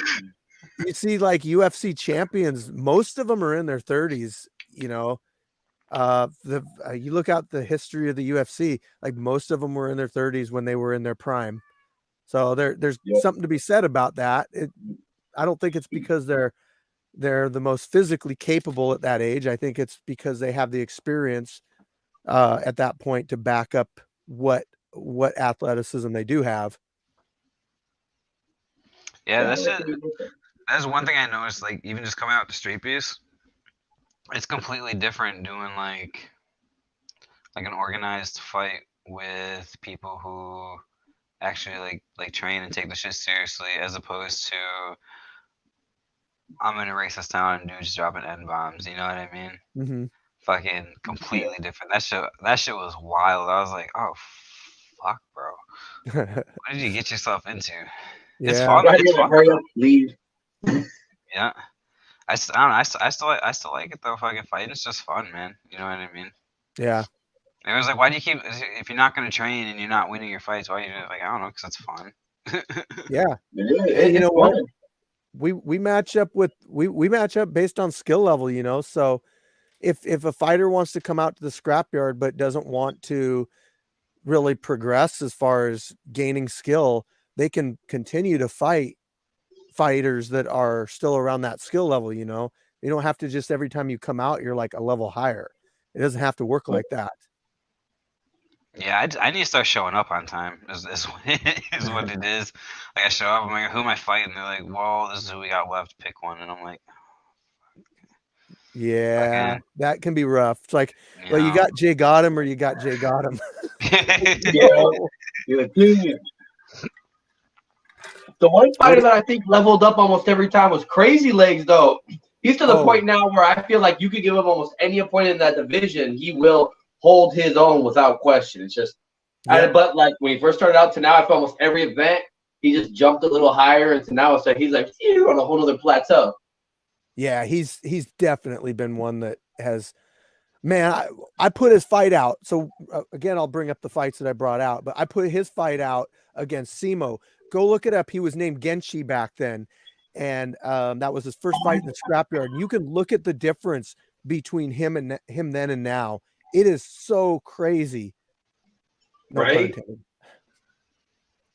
But yeah, it's really neat to see fighters progress. I know that I've gained a lot from the scrapyard as far as training with different people and skills and everything. And I always want to continue to grow myself, but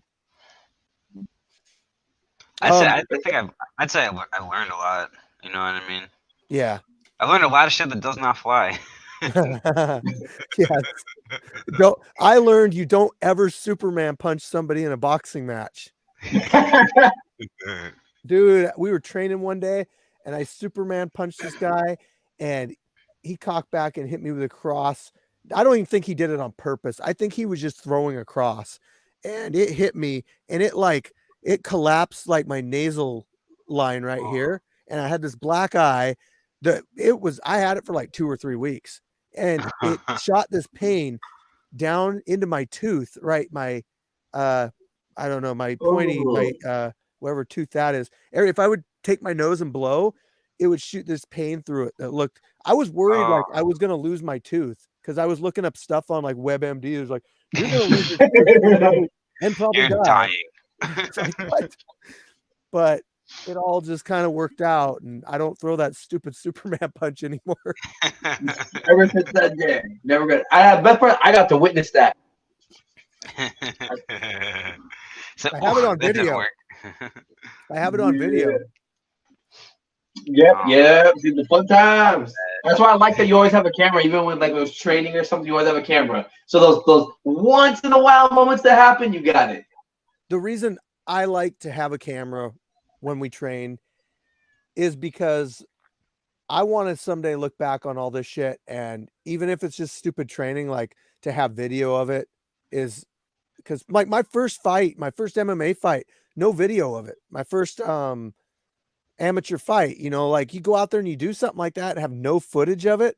You know, that's like amateur fighting. That's why Street Beefs is so good. You get a video out of it. You get something to document and show like people down the line, whether it's Street Beefs or Stalker or whoever, man. You're filming it and you're putting the production out there, and it's almost like you're the star of your own little movie. That's exactly it. I was so excited showing everyone the Street Beast fights. I was like, you know, like this kind of sucks. So like I got beat up, but like, hey, check this out. People will be like, killer fight right here. Check it out. I like it up my daughter's like, school. They'll be like, you fought in Street Beefs, you know, because everybody knows what Street Beefs is. And that's exactly it. You can go anywhere, and you can say, hey, do you watch Street Beefs? Oh, you mean Scarface? Like, I went to a casino a couple weeks ago. Same thing. We were just drinking or whatever, and the bartender pours me a drink, and we said something. He's like, oh, you watch Street Beefs? And he says, oh, you mean like Scarface and stuff? I'm like, yeah. Like, I run the one out here in the Washington State, you know. And he's like, no shit. Yeah, okay, bro, actually, so check this shit out. The event that we all met at, Mhm. I was flying home and like I got on the plane and I sat down, I'm like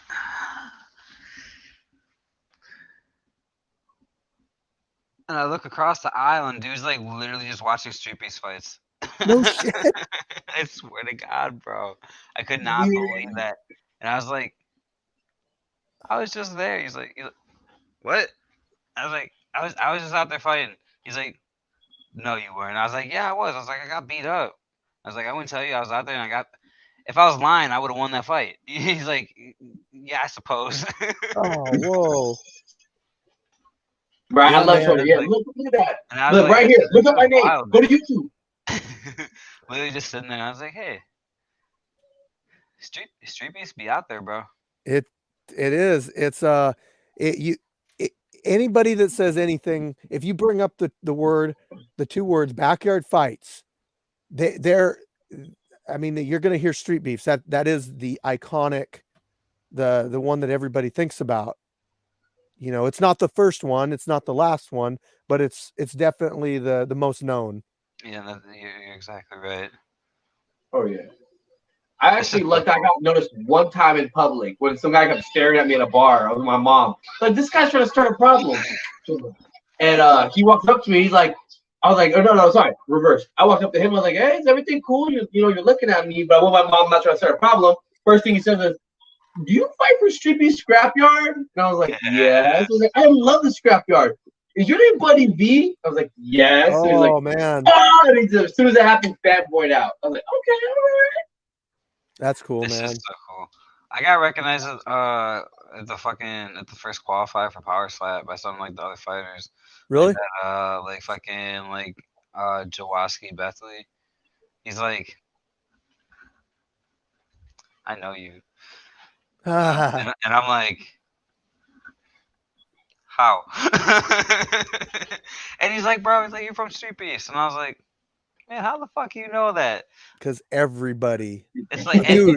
it's like everybody knows Street Beast, but like just like to pick me out, like you're from That's- Street Beast, you know what I mean? Because I've only Yeah. been there a few times. Out of all the fucking, because there's so many Street Beast videos, bro. Yeah. I'm gonna look right now because YouTube tells you that, right? When you go to a channel, how many videos they got. Oh yeah, if you go to their channel, it'll tell you, and you'll see how many Street Beefs has. But then you also got to take into consideration the West Coast, how many they have, and then the our branch, because those still come up with Street Beef. So you have to kind of combine those videos, you know. And to be honest, a lot of people, a lot of real casuals don't know the difference of the different branches. They're just like, it's all Street Beef. So You know, Yeah. they don't know that where they're located or anything like that. You know, and that literally just like furthers my point, because it's like if you just take into consideration like just the street beefs, like just like the main channel, Hmm. like the OG Street Beefs yard, they got 2.7 thousand videos. You know what I mean?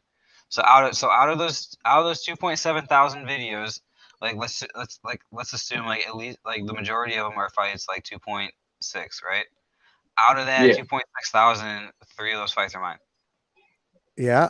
And this dude seen them, and we're both out here. And I was like, man, this shit's wild, bro. So we got 1.4, but we're probably like around 800-900, I would think, of fights. And then I got, yeah, it is crazy, man. You ever thought about doing a documentary, bro? That would be cool, man, but it's not, it's like one of those things I feel like somebody's got to get a hold of you and ask you if they could document, you know, what you've done and everything, because it's not like I don't know how to get like how to do that. Make it for yourself. Oh, So what you're saying is you're gonna be on season 3 of Up Close and Personal. I'll give you a little 30-minute video. Got it. so Yeah. I will do a little spoiler. I'm gonna be on Locked In with Wedo soon. I brought it up to him because to be honest, I hadn't really watched like as many. I hadn't watched like a lot of his Locked Ins. I'd watched some Wedo and the Mexican, but Yeah. I was working on my car the other day, and I was like, oh shit, this just popped up. So I pull it on. I forget who it was. It was like it was W.A. Wade. And man, it went in Cool. depth about his life. And I was like, this is really cool. And then I watched the one on Free Smoke, and then I started in with the Baby Hulk one. But I was like, it's really underrated because he's good at like getting in and finding out about you as a person. But I yeah, haven't watched the AJ, Baby Hulk. you're right, man. But I feel like I don't know. I just that's not the style of film that I'm used to. So it would be hard for me to do that. Yeah, I don't know. I guess I haven't really thought about it that much. That's fair. So if somebody out there wants to do a documentary on the scrapyard or on me or whatever, hit me up. That'd be Scrapyard dope. fighting. I'd watch that shit. That's cool. I Right. appreciate it. Hell yeah. We all, come from different places and have different lives, and all of our branches and stuff started different ways. So yeah. I do think it's cool. Like, yeah, branches start in different ways. Branches have different cage styles, different rules, different video settings. I mean, yeah, like you said, it's kind of nice being able to watch Street Beach and have a different scenery all around. So many different locations, but all one big goal. I do like that, because like I mean like you're saying earlier, it's nice to have because like you have it's like just like Street Fighter, you know what I mean? Like you have like the different fucking like different stages, Backgrounds. Yep. you know what I mean? Because it's so many fights, and it's like, man, go the other one. Yeah. I've used it like out and about once or twice too. When guys are trying to act all tough, like, "Oh, what are you gonna do?" I'm like, "Look, I'm trying to have a good night. I fight MMA. You go to YouTube, look up Buddy V on Street Beach Scrapyard, look at all my fights. I'm having a good night." And they're like, "Oh, well, okay, whatever." I'll be honest, man. I think I've got into it with a couple people in like car groups, and I do think they've probably creeped out my Facebook and seen that I do this stuff. And I'm not trying to sound like a badass, but like if you're a car guy and another car guy pokes his chest out at you and you're kind of grunting back and forth, but then one of them finds out the other one like actually might know how to fight, then that could probably like calm the situation down. Yeah, it's a different story. Yeah. Say, hey, you know what? Yeah, you're right. I got this yard. You should just like come out to my yard and You want to come play with me in my yard? exactly. Come play, dog. My homeboy Silas be saying that shit, bro. That kid love to fight. I want to get him out. Fucking he be busy though. You know what I Who was mean? that? My homeboy Silas Garza. Oh. That dude, dog can fight, bro. You know what I mean? Like, and it's like he's still learning, but he's self-taught. You know what I mean? So like it's impressive either way. But like, in my opinion, what really fucking stand out is this kid's fucking cardio and his stamina, bro. Like, he just goes. Yeah. It's fucking stupid, bro. It's irritating trying to like spar him and shit. So like, just imagine fighting him. But, like, fuck. Right. Man, I I'm want gonna to You get. don't run out. Like, lights out. Like, come on. You should be tired by now. I do want to get you out here. I do want to get you out here, AJ. Though, I don't know if you've ever been to Washington State, but never in my life. oh, I don't. You might like it if you like that. If you like that green, you're really gonna like Washington. I watched Twilight one time. Did you? So that is not a good representation of Washington, but Y'all ain't got vampires? no, we got Or Sasquatches werewolves? though. We got Oh. Sasquatches. That's like a werewolf. It's like an ugly It's cousin. kind of yeah. There's some of those, yeah. You never know. You could have a couple what's it called? Those spirits in the forest from the natives. Oh man. A skinwalker. You might have a couple skinwalkers. I don't think we have skinwalkers here. Ooh, I that'd don't. be tough. I was gonna say, it's getting a little late. My kids are getting a little rambunctious, so I might have to hop off. I apologize. Hey man, I appreciate you coming on and co-hosting tonight. No, I appreciate it. Hell yeah, it was fun. I talked to Hit me Gash up. and Static. Hell yeah. Hell yeah. Hey, Have a good night, man. hit You me up guys too. tomorrow if you got time to do some sparring or whatever. Yeah, I'm gonna hit up Michael and then I'm gonna let you know. All right, cool. Peace out, buddy. Yeah. No, Washington's cool, man. We just deal with a lot of rain and stuff out here. So we're starting to get into the good months. Like June, July, even May, you start to get just better weather. But we're all about the green is legal out here. Not for me. I'm a fucking government worker, so I can't do that shit. That's wild to me. It is. It's not legal on a federal level. I get random. I was just thinking that. I get random tests at work. So, but I can Just do coffee your job. Hey, compete in this cup.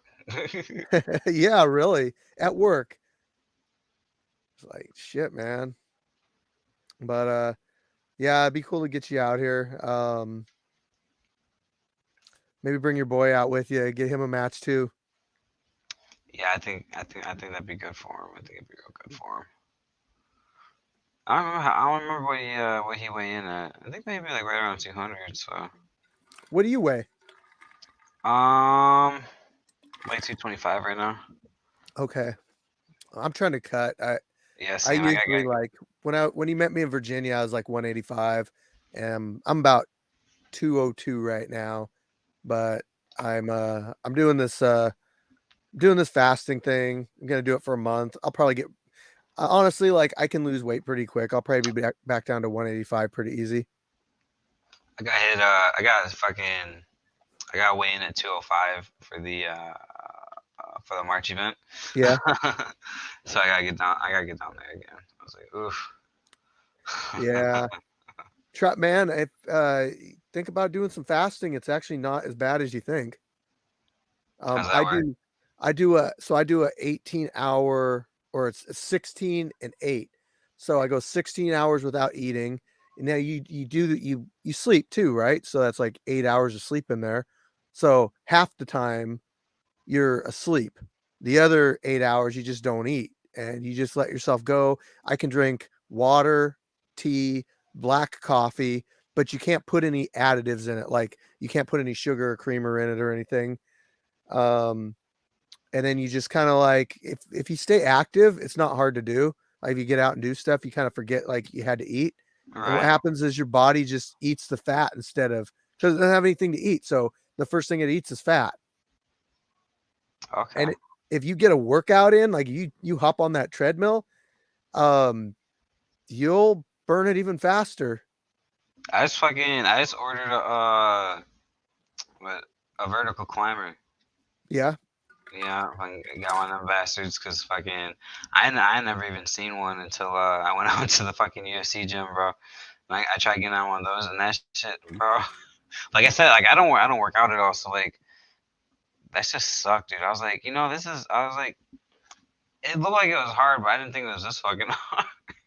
Is that the one that puts the belt on you, and the higher you climb, the faster it moves? No, it's just like one that it's got like the fucking like the handles and the pedals, like a Oh, fucking like you know what I mean with your legs at the same time. gotcha. Yeah. I was like, man, this is not fun. So I figured I was like, man, that shit whooped my ass when I was out there. And I was looking it up. They're saying that's like the best, like some like the best cardio you can get. So Yeah. everyone Yeah. tells me running is the best, but fucking that shit said that it was better than running. So But that one's working out your upper body though more because you're having to pull up and down like that. So I mean, there's certain muscles that are associated with your slap, probably like your traps and your upper back, shoulders. So anything that you can do to like work that stuff out probably will help out too, like a vertical climber. hell yeah, fucking. I think uh I think after. I think maybe after my next one, I'm gonna start like hitting the gym and like seeing like just like how fucking like just like big I can get. Yeah. Do it. see just how hard I can slap a motherfucker. Yes. Fuck yeah. Man, I'm that should be your Street Beast finishing move now, is just the slap. Hey, so between me and you and whoever is gonna watch this, it's like everybody, I'm gonna slap the shit out. Next person I fight that I get the chance to, I'm just Hey. gonna slap the shit out of them. You know what? Mid-fight. I got something you probably never heard of though. It's called combat jiu-jitsu. So, I don't know if you got any wrestling experience, but what you do is you do a wrestling match, a grappling match with somebody, but when it goes to the ground, you can slap a person. That's wild. It's a real thing. It's called combat jiu-jitsu. It goes to the ground. Some guy grabs a hold of your foot and he's trying to mess with you. Man, you can open hand slap. There's no punching, but you can open hand slap. There's no gloves. Really? Combat jiu-jitsu. So in other words, I got put in like I don't even know how long it takes to get like a little bit good. I gotta get like decent at jujitsu and then just try to coast off my slapping, see how far I can get. And just coast off the slapping until I actually get like really good at jujitsu, and then it'll be just like then you just really can't fuck with me. Yeah.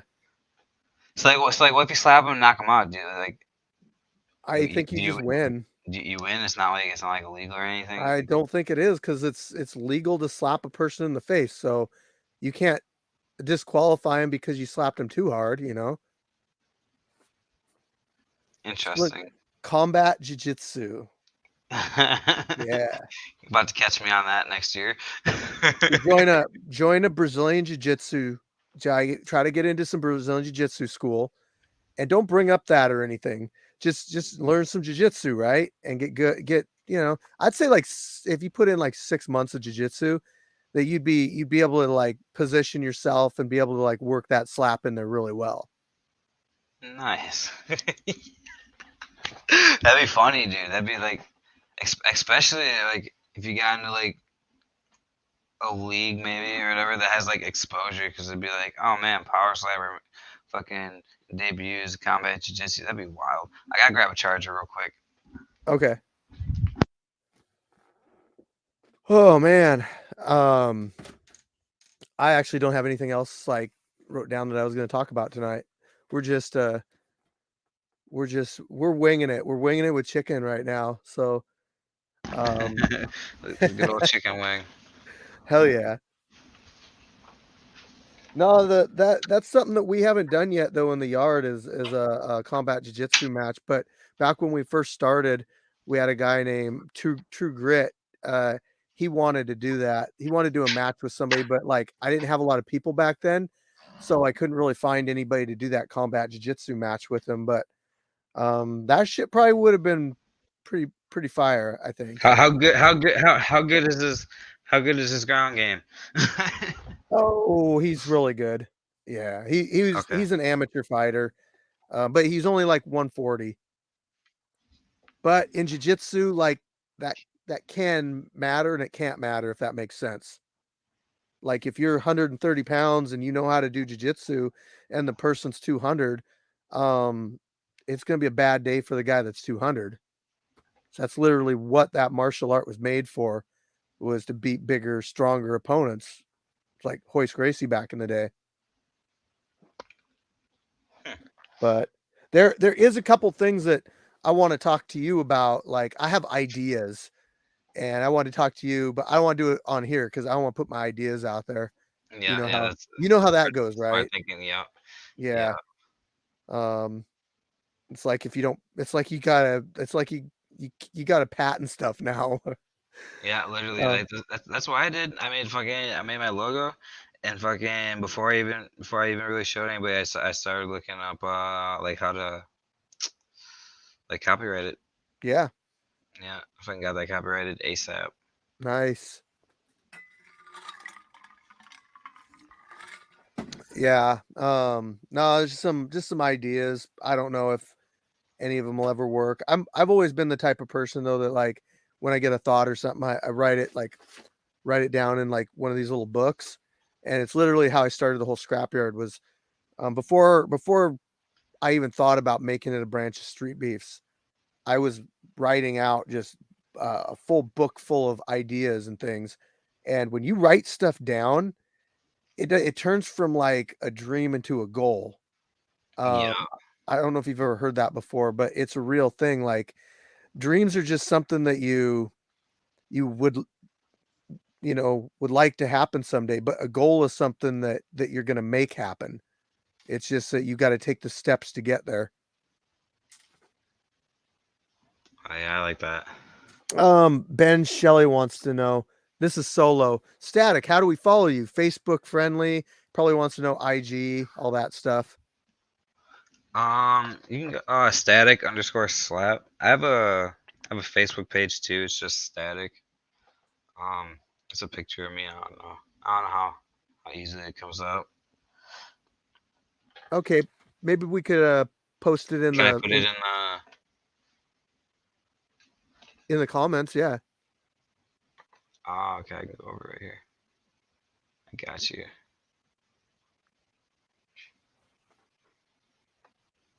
Oh, it just lets me read the comments. Doesn't actually let me post the comment.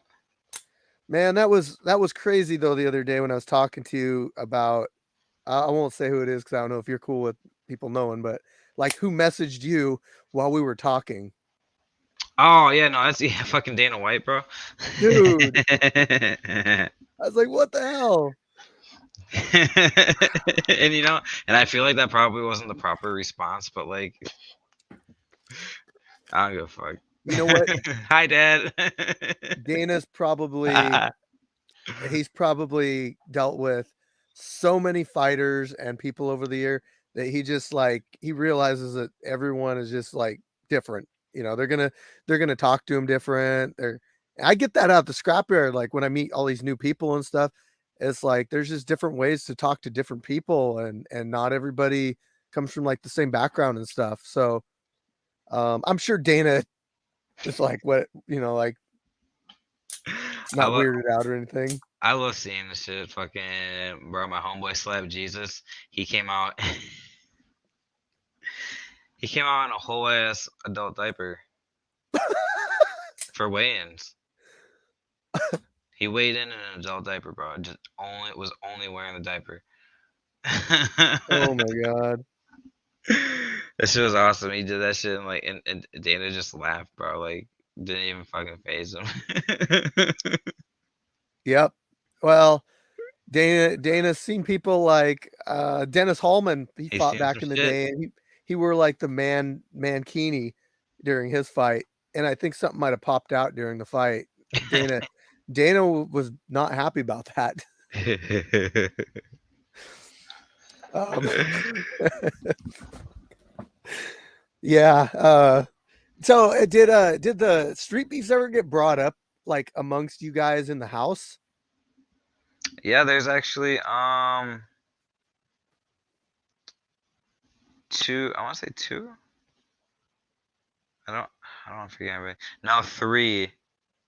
So like 3. There's 3 other Street Beast fighters off the top of my head that I can remember, and it was Duva and No Love and Disturbing the Peace. Are they on the show? They were at the so Duva and Disturbing the Peace did not make it in. Just DTP, he actually got 'cause I don't know if he got into a car accident, so like he last second he was not cleared to fight. He was trying to like kind of like skirt on by and not tell anybody, you know what I mean? But fucking Yeah. like his body was fucked up a little bit, so like no, we can't let you fight. Oh, You know what I mean? And then Duva did not end up making it into the house. His opponent fucking he stepped. Yeah, he stepped into the slap. So oh, fucking unfortunately ended up knocking him out, but it happens. yeah. No Love made it into the house though, and I'm pretty sure he's actually fighting this week. Nice. Yeah. Yeah, Hell so yeah. there's definitely some Street Beast representation. That's cool, man. Anything that like spreads the word even more. Like we were talking earlier about people that watch street beefs, and I've mentioned it many times on this podcast that like you never know who's watching because I've like with my IG, I've got people following me on there that I've looked up to for years. Some people that I never thought would be into that kind of stuff, like legit, like I mean, I'll name drop. I'll say Shaquille O'Neal follows us on Instagram, you know, Hell and yeah, it's like what? That's that's cool. yeah. So you just don't know like how many people are watching you, but you don't even know they're watching you because they don't comment, you know. So especially with what you're doing Sure. right now, with what you're doing right now is like mainstream. It's being shown to a larger audience than Street Beefs is. So um you're gonna have some major people watching that stuff too.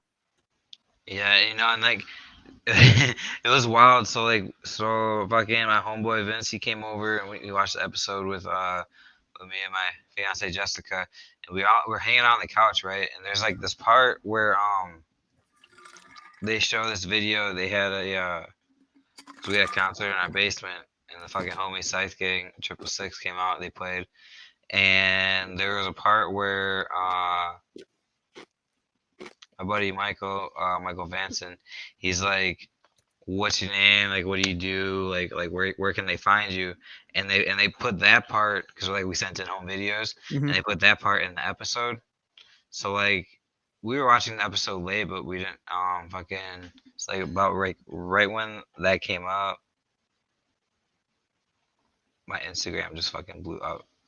I picked my phone up and like I was sitting like right next to my girl, like right up on her, and we look and it's just like fucking like it just I don't know.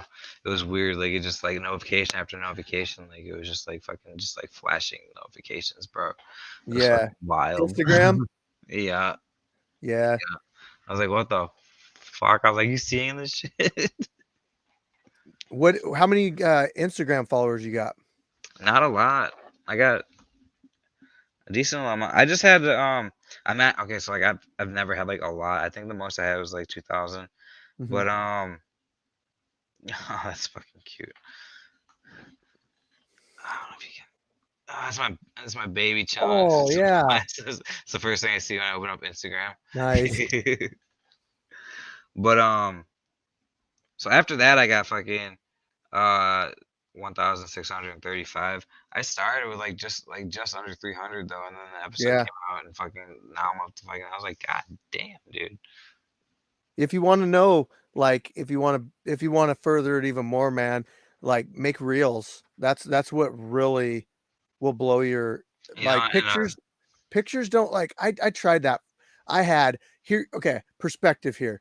I got a ton of content because I make the content for the scrapyard, but perspective on this is that I was putting out pictures and once in a while I put out a video or something, but I started uploading shorts reels to my Instagram And no shit, dude, it went from 9,000 to 125,000 in just in a few months.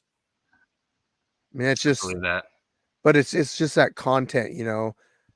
People want to sit there and watch something. They want that entertainment.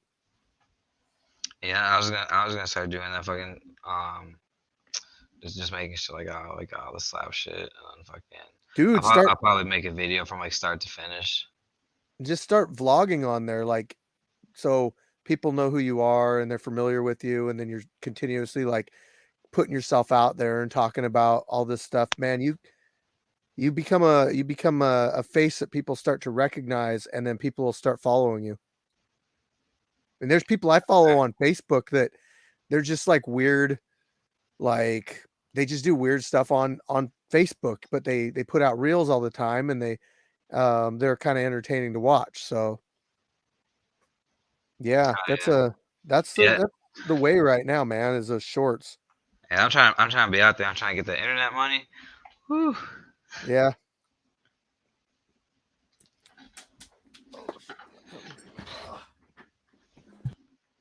Good times, man. Yeah. Well, Fucking hey love it. man, we're like 2 hours deep into this, and it's been great having you on. Oh But yeah.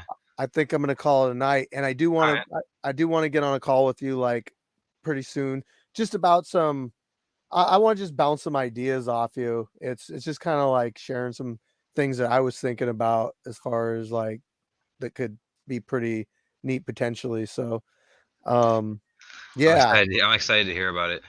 yeah. One of them was like washing a car the other day, and I just started thinking about this, and I was like, fuck that would be pretty cool. Like, and then I started thinking more about it, and I was like, why hasn't anybody else done this yet? And then Yeah. I'm like, okay, but hey, yeah, I'd be we'll having those moments too. I'll think of something and I'm like, I should Google this to make sure it's not already a thing. see if it's already done. I know this isn't, but yeah. All right, man. Oh yeah. Appreciate you coming on the show. It's been No great problem. talking Thanks with for having you. me, dude. And I'm gonna watch your stuff, man. I guarantee that sounds really good. Oh yeah. It's not even just my stuff. Like watch like just like watch like the fights and like fucking like the like the fighter like intros and shit. We got some characters, dude, and there's I want to watch the whole show. some upset. Oh, the show's good too. Yeah. It's so good. Yeah, I want to watch the whole show. It's put together very nicely. Nice. Oh yeah. All right, man. Have a good All right. night. Peace You out. too, buddy. All right. So we got. I'm gonna play this for you guys, since I told you guys I was gonna premiere something tonight. It's not a premiere, but it is something that I did just recently get a hold of. So I'm just gonna play a little fight for you guys, and anybody that's still sticking around will be able to watch it. So Weddle, Mesa, Arizona. Chase the Dragon, Shot the Fifth Generation. Watch According to Mitch on YouTube. Subscribe to that. Let's do it. Street Beefs, what's this is up? so Fire cringe. Chicken here.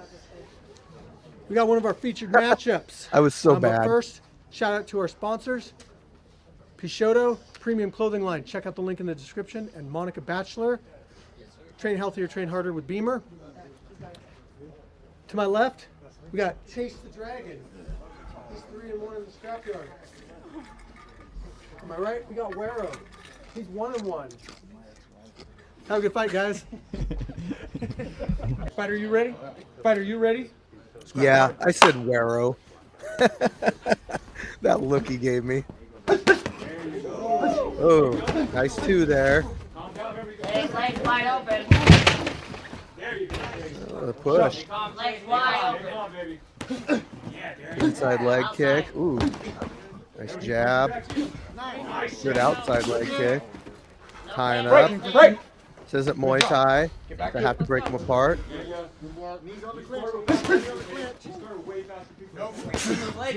Hey, Somke, there ain't no warming up your muscles when it's like 30 degrees out. This was a cold one. Now. Hey. Chase got some good combos. Good jab out there. Get some time. Good jab out. I gotta hand it to him. He does have some good combos. I am loving those kicks. Good jab out there. Good jab out. Get it out. 1, 2, 10. Open it up. Jab, jab, jab. Cross. Strong leg outside.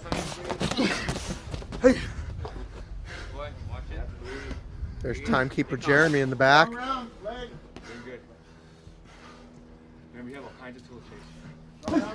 It also sucks breathing in that cold air too. On that front leg.